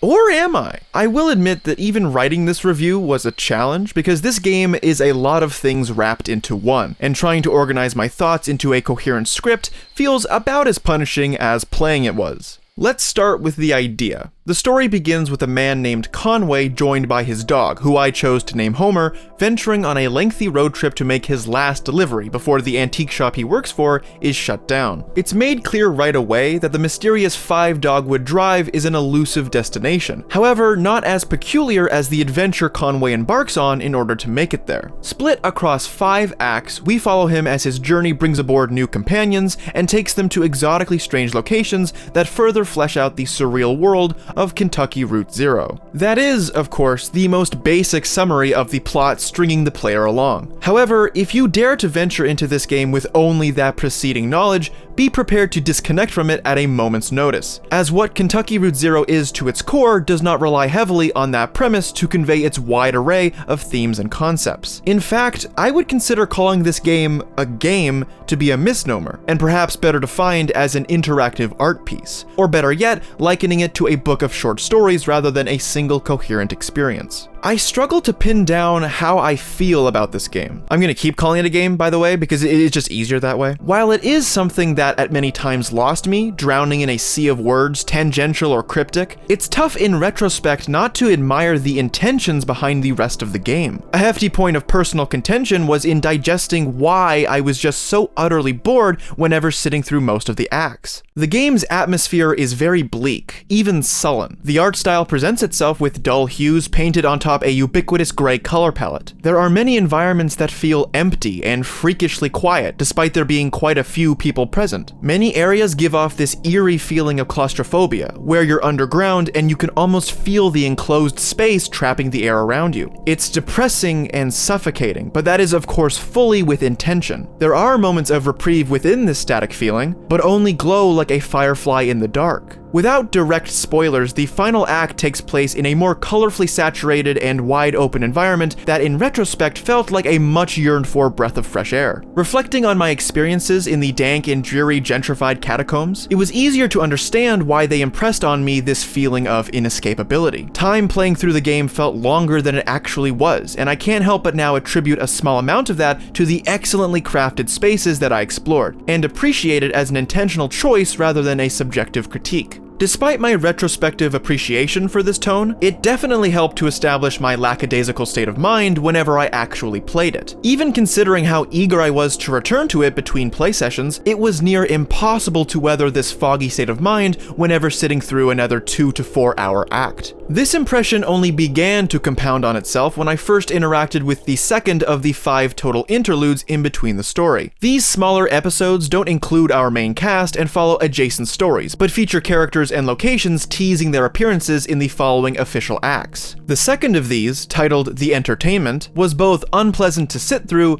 and a catalyst for articulating my retrospective adoration for how intricate this game truly is. To read from the Consolidated Power Company wiki, The Entertainment is a play directed by James B. Carrington, adapted by Joseph Wheattree from 2 original plays, A Reckoning and A Barfly, both of which were written by Lem Doolittle, made to be performed simultaneously. An interesting fact about that sentence is that all of those people aren't real. They are fictional characters within the game, some of whom we actually meet. This entire play is a fictional creation from the makers of KRZ, yet the concept is genuine and a paperback copy of the script is available for purchase. As much as this concept now delights me to think about, at the time, my only knowledge of these interludes was of the 15-minute break after Act 1, leading me to believe that these would all follow a similar duration. However, being instead an hour long and following characters I had never met before, and playing inside these awkwardly segmented dialogue boxes, I couldn't wait for it to be over.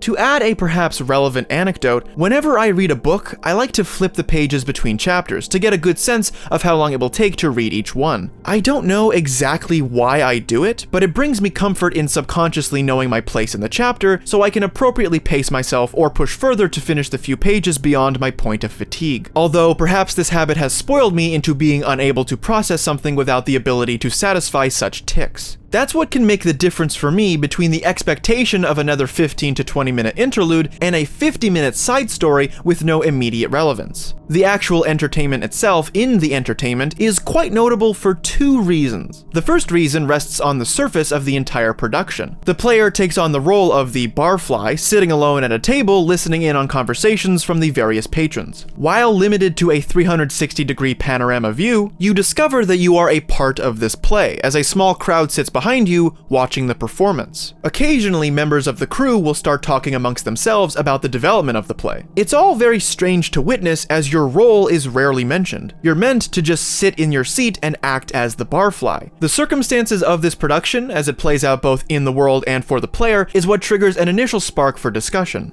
The second reason lies in what this stage play represents to the game as a whole. It becomes more prevalent as the main acts continue, but here is where a clear message about the holds of capitalism are portrayed. The bartender isn't able to let drinks live on a tab anymore and has to take out loans. A patron debates being able to support her parents for any longer, as their hopeful prosperity never matures. This ends with a shocking jolt to wake you from the quiet atmosphere, as those who are unable to immediately pay back their debts are visited by these eerie golden skeletons.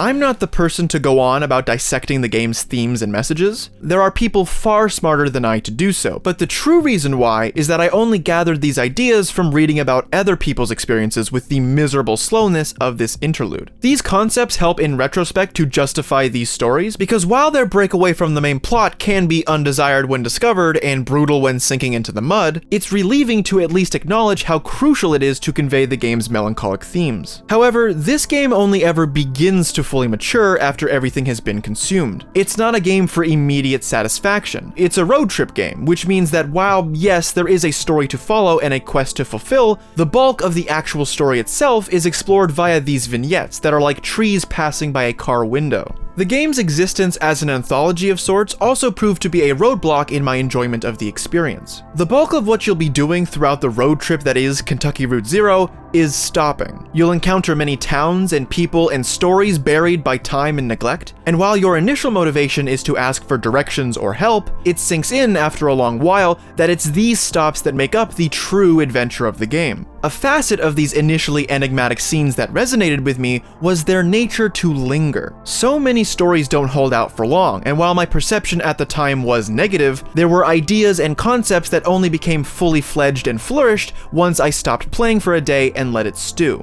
A good example is this scene in Act 4, where a member of Conway's accrued crew, Shannon, is stopping to take some quizzes that promise a small payday at the end. However, we don't play from her perspective, but rather we watch her from a CCTV monitor, as two people I'd never been introduced to before commentate on her progress. They both lend further insight into the dynamic lore of the world, as well as inviting looks into what their lives are like. But only 20 minutes later does this section end, and they're gone forever. You don't meet them again, the money from these quizzes doesn't matter, and the entire section is never brought up again. It's something that, in the moment, made me honestly angry. I was getting fed up with these sections that felt gradually less impactful as the main journey continued, and it caused me to almost instantly detach from scenes like this whenever they popped up for no fair reason. A part of that also circles back to my reading deficit. I was stringed along by these short spurts of sentences and thoughts that never let on the full painting they were a part of. I could only ever see as far ahead as the end of a line, so what might be a short 20-minute scene becomes this endless walk through a forest trail. Every tree you walk past looks and is new, but they're blended in so well with the whole that it's impossible to find your place on the path. I would read a line, click to the next, read it, click to the next, processing what was gradually being drip-fed to me, piecing together a 1,000-piece jigsaw puzzle lined up comically along that same trail. I'm sorry, I know I'm mixing up my poor analogies, I'll move on. All this is to try to explain why experiencing this game as it happened was hyperbolically excruciating. The game is already a road trip broken and divided amongst many different stories and split further into bite-sized bits of dialogue, but it all felt worse than it actually was at the time. However, after sitting with it, it was impossible to ignore how cool of a narrative device that perspective was. A similar perspective change happens earlier in Act 2, where both Conway and Shannon are looking for a doctor inside this gigantic warehouse repurposed as a strange suburbia. Temporarily placed homes litter the expansive empty space, and each time one of the duo knocks on one of those doors, we get an account of that instance from the inhabitants rather than our main characters. It reads like a discussion everyone is having afterwards, comparing notes about their involvement in this passing query. If a door goes unanswered, we read the recollection of the someone behind it deliberately ignoring those knocks. If someone does answer, it reads like we're meeting Conway and Shannon for the first time, but only for a brief moment. Playing through this at the time felt almost insignificant against the grander objective at stake, but thinking about it afterwards made me aware of what an intriguing concept this was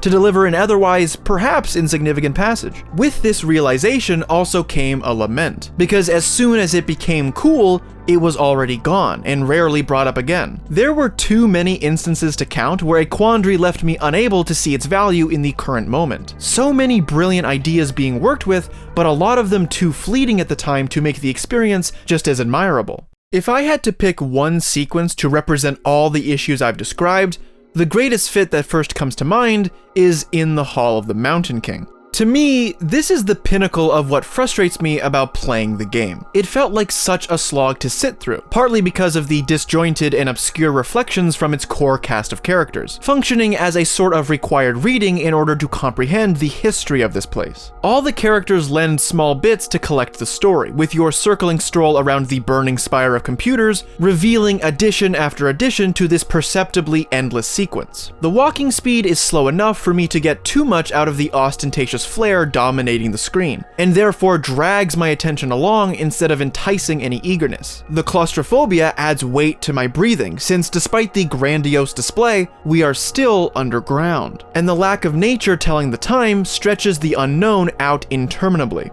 Xanadu, the thematic centerpiece, at the time felt like another rung along a ruthless ladder. This section briefly turns into a management simulator, which in reflection is a brilliant exercise to discuss the story's idea, but was an unbeatable venture, waiting for the player to give up. And yet, with all these complaints, this entire section might be one of my favorites throughout the entire game. Once I was finally able to bid farewell to this tomb, now with a somewhat more structurally sound concept lingering in my mind, the previously tangled story was now incredibly easy to recall. The thought would almost mock that I found the process of learning about it so arduous and obtuse, when now the entire concept felt well-rounded, and not a single moment seemed to be acceptably removable from the whole piece. In the Hall of the Mountain King finishes a story teased since the interlude following Act 1. The Xanadu project itself harbored a poignant rumination about spending a ceaseless existence trying to complete a massive undertaking that might never be finished. The characters themselves invite insight into this concept from a variety of different angles and perspectives. This section was arduous to endure, but rewarding in what a long-lasting impression it made.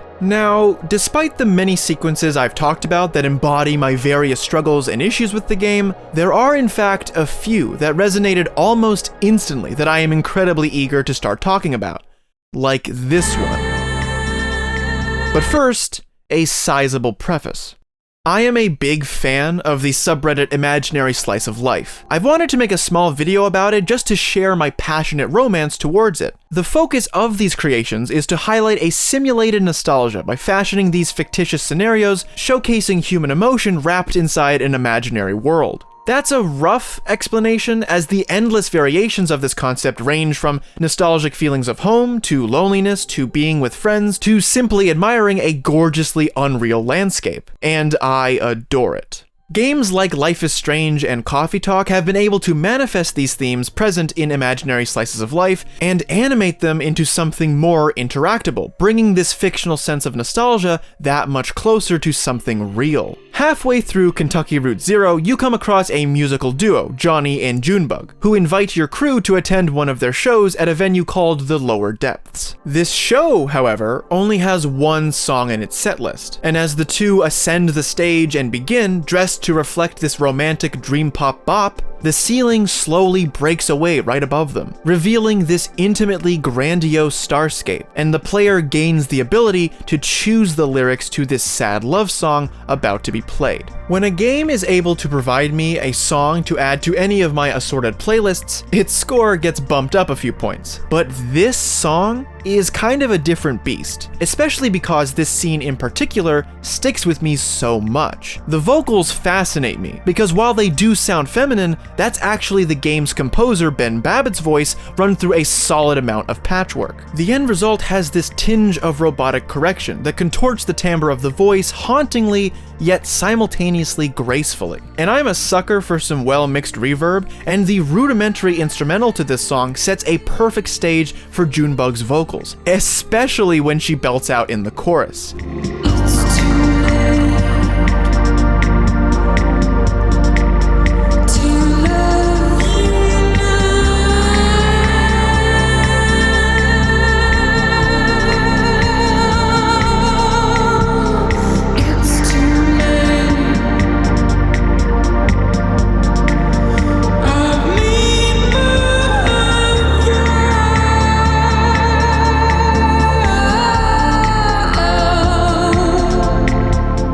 This entire scene, with the epic backdrop of the night sky, the scarce audience listening in this intimate setting, the costumes and elegant dance moves, is one that I so desperately want to be in. I want to be in that bar among the few watching this transcendental show. It's its own imaginary slice of life that I am so incredibly head over heels for. Getting to direct the song's lyrics is only the cherry on top in crafting this engaging moment of pause to sit in awe. But this scene also acts as one of the few idyllic vignettes of hope and reprieve from the dark, depressing, and cynical world of Kentucky Route Zero. Those moments where unrestrained beauty so local can light up the entire world. It is one of those fireflies in the dark, and there are many more out there, just sparse between the spaces. The song is called Too Late to Love You. Go listen to it if you like what you hear.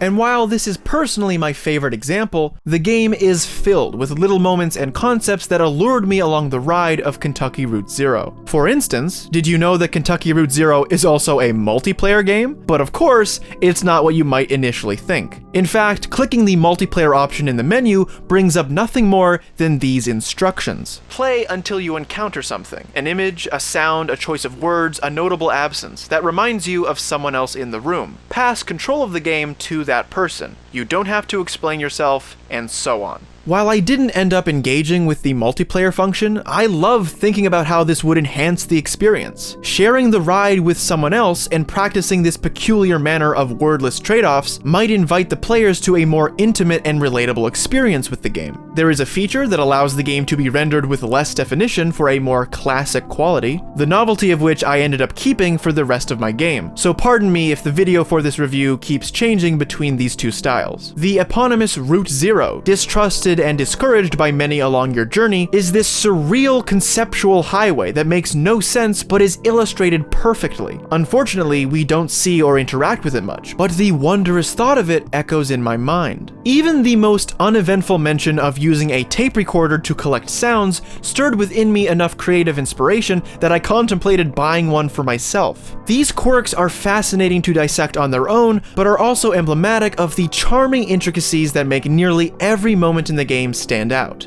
I even ended up enjoying the interlude following the entertainment in the moment rather than just in passing contemplation. While the lore behind it mainly acts to tease the player of the world they'll be exploring in Act 4, there is a lot more to interact with here. And the bonus is that there isn't any reading I have to do. The entire interlude has the player interacting with a series of answering machine options voiced by a mysterious, smooth-talking proprietor. There was something relieving about getting to finally take a break from strenuously reading strange dialogue and listen to someone dictate their thoughts and story. However, it's just as unrelenting in the immersion, as you can only listen to him through one ear or the other. You know, like a telephone. I hope I made something understandable by the end of this review to convey my mixed feelings about Kentucky Route Zero. It's a game that I hated playing, but love to think about. It is something you sit with, not burn your way through. It's like walking through a museum, not walking to your hotel after a long day. I gain the impression many other people share my sentiments, as the achievements on Steam for just getting to the end of an act have only been completed by less than 10% of all players from Act 3 onwards. It's certainly not a game for everyone. Hell, for the whole time it felt like it wasn't for me either. But for as boring and unbearable as it felt in the moment, it's undeniable the hold this game has on my mind. It's sweet to think about all the small ideas and concepts that made even the most perceptibly pointless sequences something intriguing. Even the larger themes and iconography have found their way cemented into my perception during day-to-day life. Never has a game maintained my attention through boredom so much. Even if with each passing line my mind would wander or lose track, I still managed to retain that information as it gradually built a shoddy fortification in my brain. The experience lingered longer, and therefore such a concept that might have washed over me if it were explored with more brevity stays with me like a pleasant aftertaste. I can't possibly box this game into any genre or opinion or adjective. It's Kentucky Route Zero. And I like it that way.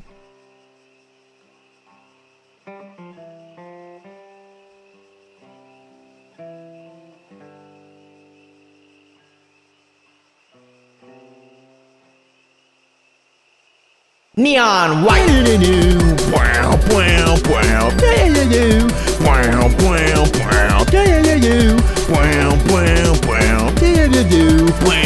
And for Neon White is a lightning-fast first-person action platformer set beyond the pearly gates of heaven, and it's really fun. I like it. I feel kind of bad now for Solar Ash because my whole selling point for that game was its use of time trials and being fast enough to complete those traversal challenges. But if Solar Ash was fast, then Neon White is that power-up from Super Mario Galaxy 2 that makes the Yoshi go.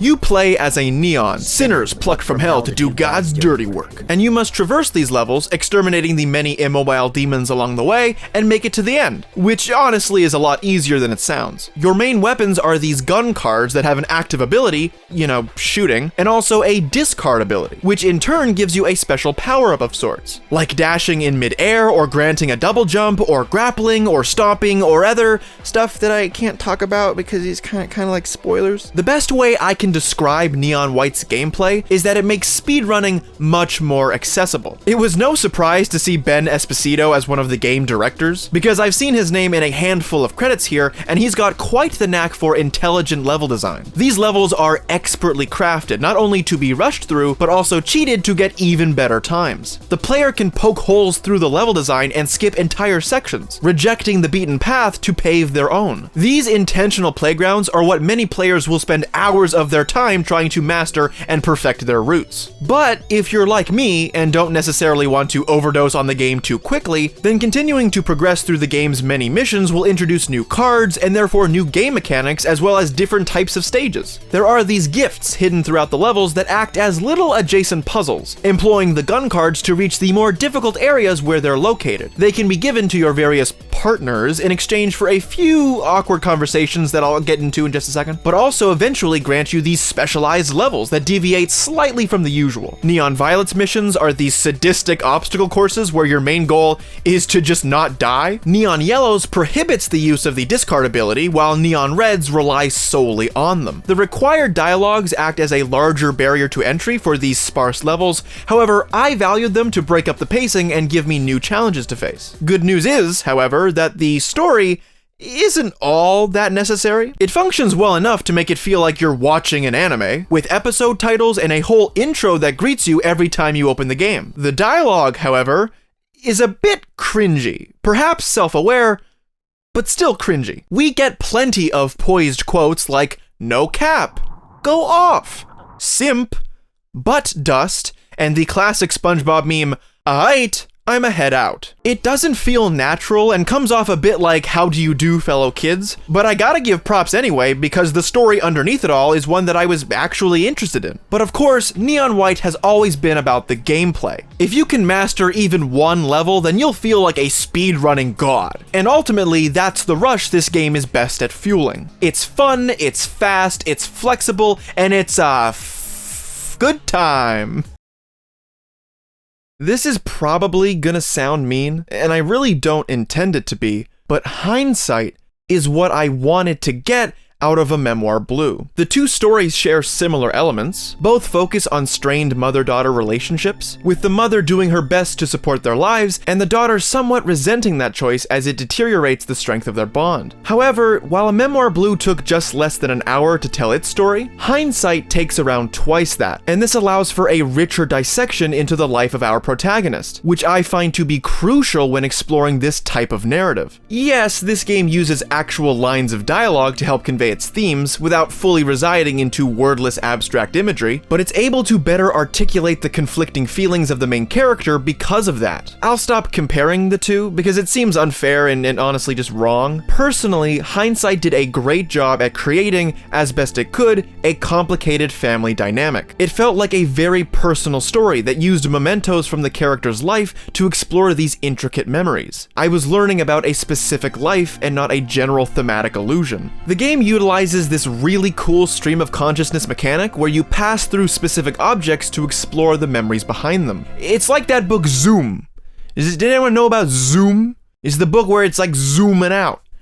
This game's like that, but in reverse. I adore how simple yet narratively clever this is. Not only does it function as a relevant storytelling device, but it also invites this level of engagement by assigning these memory vignettes to the simple objects we collect. At the end of a chapter, you get a choice to pack one of the mementos into your personal belongings, with each individual item being a relic of an impactful memory. This I found to be particularly engaging, because each selection of items contrast one another based on what they represent for the main character. One might represent Japanese language flashcards, honoring her heritage even though it's not much used in her household. Another might represent a phase of her young life learning to play the piano, but with a stern practicing routine enforced by her mother. These two items carry conflicting emotions, but still hold relevance in her life and echo the people within it. Ultimately, the intimate emotions of the story come down to what's revealed inside these memories. They contrast and conflict with each other in reasonable ways, and having to pick which one to keep with you allows the player to make meaningful judgments on these memories. Hindsight was another short and sweet game that I felt was wonderfully executed, and also gave me a narrative satisfaction that I didn't know I was looking for, especially within the context of this video. Please play it, it's just a wonderful little time.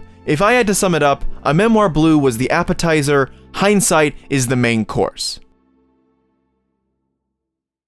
Hohokum originally came out in 2014 as a PlayStation exclusive, and during the making of this video was published by Annapurna Interactive to be ported to PC. You play as this snake-like creature that explores various different areas in search of other snake-like creatures, and it's one of those good vibe games. Perhaps one of the most notable aspects about it is its use of third-party music, especially that of the artist Taiko. The entire soundtrack has this chill wave vibe that adds a lot of calming and positive feelings to the colorful landscapes. It's the mood of taking a Sunday drive at sunset joined with these exotic locations full of simple puzzles and alien characters. It also reminded me of my early time with Wattam, where the playful stimulation left me staring at the screen whilst my fingers pressed buttons and my brain registered puzzles, though I think Hohokum retained more of my active consciousness. I also love how Hohokum expands on its level designs through to the very end. There's truly too many to count, but there's this great section where you're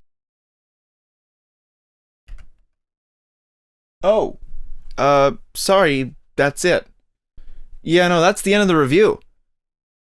Because the weirdest thing happened. So as I was playing through Hohokum, we were hit with a sudden power outage. When the lights and everything else turned back on, the game wouldn't. I tried verifying the integrity of the game files, uninstalling and reinstalling, flushing the Steam cache, but nothing would make this game open again. But upon further investigation, I noticed that after uninstalling it, one file remained in the Hohokum folder. LootRascalsDump.dmp. It's essentially a crash log file, but the weird thing is, Loot Rascals is an entirely different game, developed by Hollow Pawns, who you may remember as being the developers of I Am Dead, another Annapurna game. Richard Hogg is listed as a developer behind the PC port of Hohokum, who also worked on I Am Dead. So it could be that this is a standard dump file used in all of the games he's worked on? I really don't know. I messaged Annapurna about this, but I have not gotten any word back, so this is where I'm sad to say my review ends. However, this is a great time to remind you to subscribe to the channel. Drop a little subscribe down there. I live stream here sometimes, and who knows, I might even stream the rest of Hohokum if that issue ever gets resolved. Until then, next game.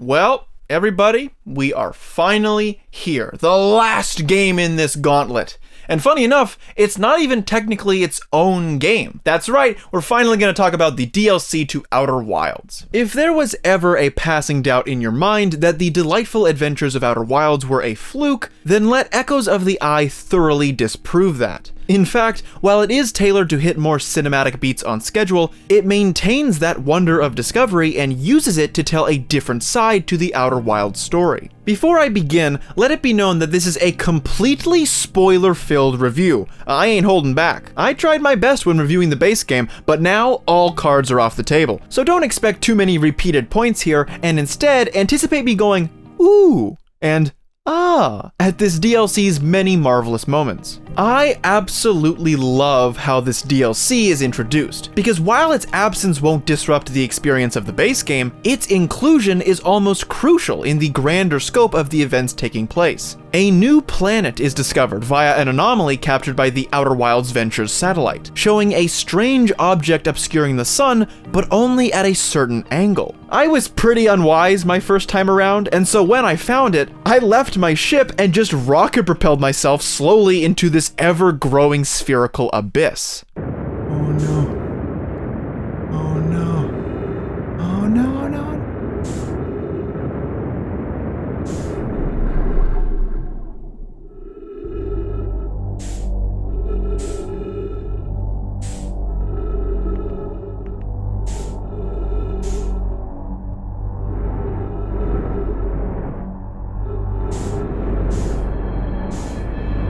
And this is where the game makes it known loud and clear that they're going for a more frightening tone for this DLC. But it's also not without that Outer Wilds charm, as this intimidating exterior is encasing a river ring world, complete with steerable rafts and naturally intrepid background music.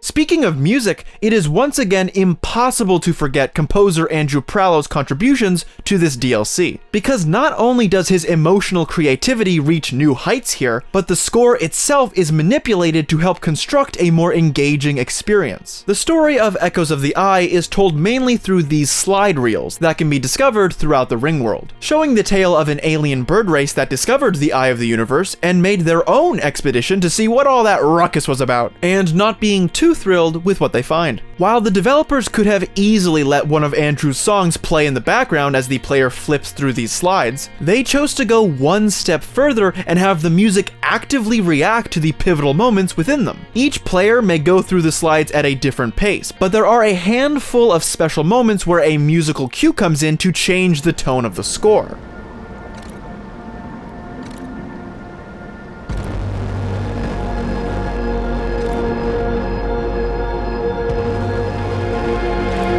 It allows the chance for everyone to feel those same beats, but at different playstyle tempos, giving every player a more personalized experience. However, let's not brush aside the beautiful artwork of these slides that not only are the story, but also reveal the emotional depth of the ongoing mystery. There is something about viewing these slides in near pitch black rooms inside a desolate cloaked spaceship with a pale and withered interior that all culminates in the horrific feeling at every moment that we're not supposed to be here. Wherever these beasts are, they don't want guests. Thus, armed with these seeds of lore, the indescribable adventure for discovery synonymous with Outer Wilds is in full effect once again, now with a creeping aura of the spooky scary. Now, before I delve into the true horrors that Echoes of the Eye has in store, I would first like to share with you a memory of mine. On a particular late night, taking my usual route, I was surprised by an owl that had swooped behind me over my right shoulder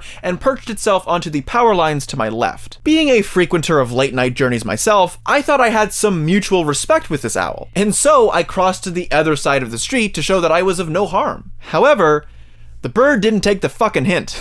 The image I remember that is permanently burned into my psyche is of looking behind me once more before dashing into a mad bent-over sprint and seeing the face of that owl quickly coming into view of my weak flashlight, mere feet away from me, giving me just enough reaction time to duck and scurry away. So yeah, I think I'm afraid of owls now.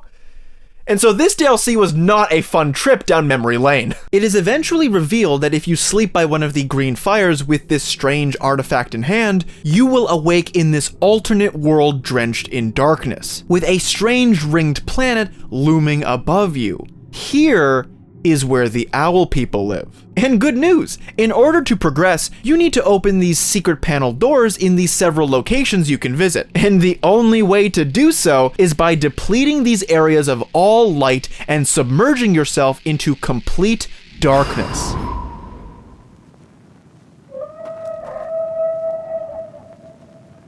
Furthermore, now that you've understandably pissed off these owl folk, you have to sneak around these pitch black palaces with nothing more than your lantern. So yeah, nightmare owls all over again. Hey. This is the crux of the horror this DLC plays with, and also the most contentious part of the game for a majority of players. With Outer Wilds, the scariest stuff was in Dark Bramble evading the anglerfish, and while that too was a crucial endeavor in order to complete the game, at least it was well lit and easier to maneuver. These sections in Echoes of the Eye are the first and only true stealth sections within the entire game, not to mention the scariest, and so this turned many veteran Outer Wilds players away from finishing the DLC, simply because they found it to be too scary. And it's not hard to see why.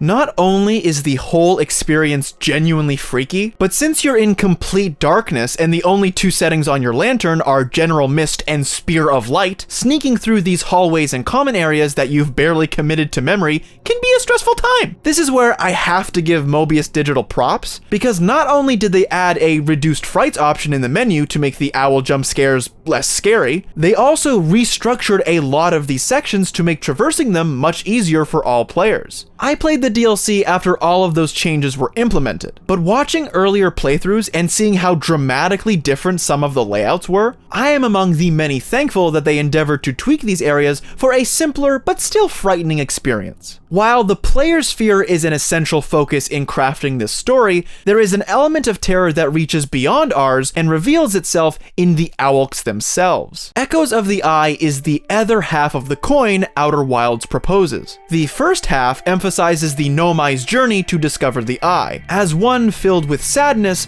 but also intrepid curiosity. They were excited by the adventure to uncover its secrets, and that journey is what our main character traces when we pick up the controller. Who knows how they would have reacted once they finally found it, but we know from the owlks' experiences that their reception was one firmly planted in fear. They discovered that coming into contact with the Eye would result in the fated destruction of the entire universe, and so they did their best to hide. They hid the signal that initially brought them to it, wrapping a force field around the Eye, inhibiting its echo. Then, looking back, they realized that there is no home they can travel back to. But instead of confronting that truth, they hid even further inside their mistakes, developing an entire simulation of their home planet to live in forever, blissfully unaware of any impending supernova, fooling themselves into a coffin.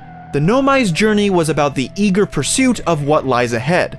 The owl's journey was about hiding from it. This culminates in the finale, where after unlocking this mysterious vault that's been teasing you for the majority of the experience, we meet a peaceful stranger held prisoner, who, if you think about it, is the inciting character for your entire journey. They were brave enough to see through the veil of fear and chose to uncloak the signal, letting it ring freely once again. However, this resulted in an eternal prison sentence, doomed to spend the rest of an infinite life buried underground, with only a telescope, perhaps maliciously given to remind them of the home they threw away. But in return, the hatchling shares their story, which reiterates what they know about the fate of their race, but also goes over the original Outer Wilds story. Their act of rebellion let the signal ring out just long enough to be picked up by the Nomai, thus leading them down the arduous path to finding it themselves. The lengths they ended up going to brought them so close,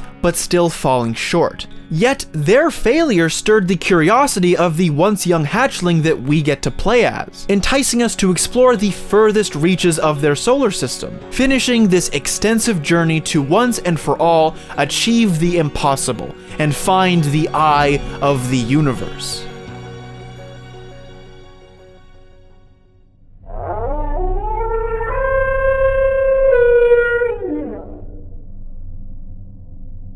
The prisoner leaves us in the dust of his lamenting new groove, and with one final vision, we see the both of them riding a raft into the sunset, signifying the end of the journey.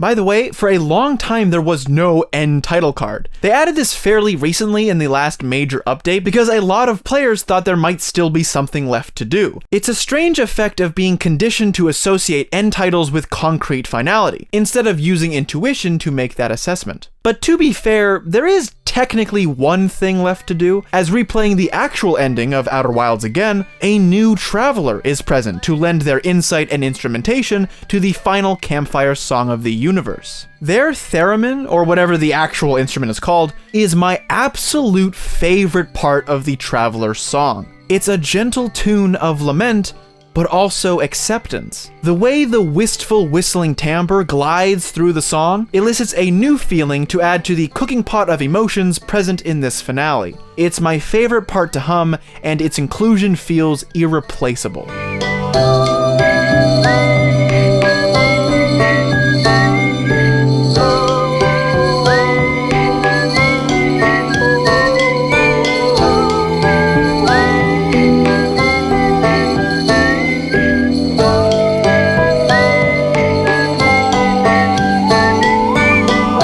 Echoes of the Eye, I hope, turns the final page of the Outer Wilds story. This handcrafted solar system, intricately shuffled amongst grander sci-fi concepts and emotional stories, feels complete with this edition, which I find funny, because if you asked me before this DLC came out, I would have said the exact same thing. I think it's an achievement to deliver additional content like this that not only adds to a story that felt complete, but continues to exercise the brilliant gameplay for another exciting adventure. It's tough to say goodbye to a game about saying goodbye, especially one as personally impactful as this. Andrew Prallo recently released an additional 30-minute album on top of his score for Echoes of the Eye, comprised of 6 songs that continue to explore the themes brought together by both halves of the story. I even got to see them performed live, which was a special treat. Hey look, there's me! I bring that up not only to promote it, but to insist that he as well had a tough time saying goodbye to these characters he helped mold over so many years. Once again, it was an absolute pleasure to get to experience Outer Wilds. I wish only the very best for Mobius Digital, and that they can keep making games that continue to bewilder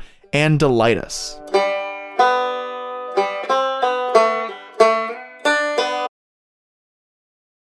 And with that, I have played every Annapurna interactive game that is currently out. But as for my tier list, Here.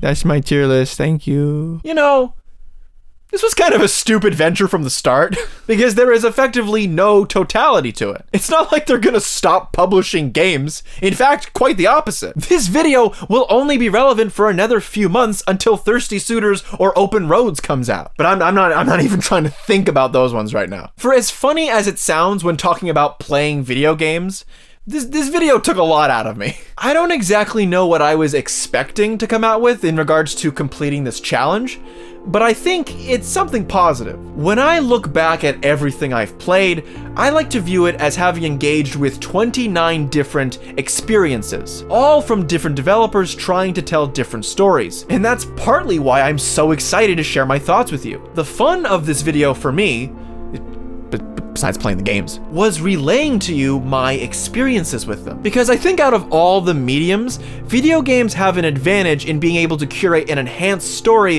that can affect people differently than books or movies or even just music. This video took a while to make, but I am so glad that it is finally out for you to enjoy, because now I get to work on literally anything else. I want to thank you very much for watching this video in any capacity that you did, whether it be just a few reviews or a few minutes or the whole frickin' thing. I greatly appreciate it, and I hope that it provided you some entertainment at least. And a very special thank you to my patrons. We got Duck B, we got Ubeek, we got George, we got Valera, we've got Alex, we've got Dean, we've got Luke, and of course, my own mum for making me.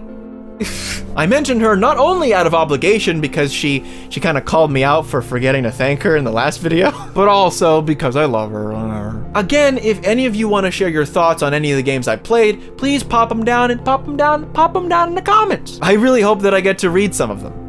Right. For now, my time here is done. Go play games, go have fun, be kind to one another, and love yourself most of all. That's the video.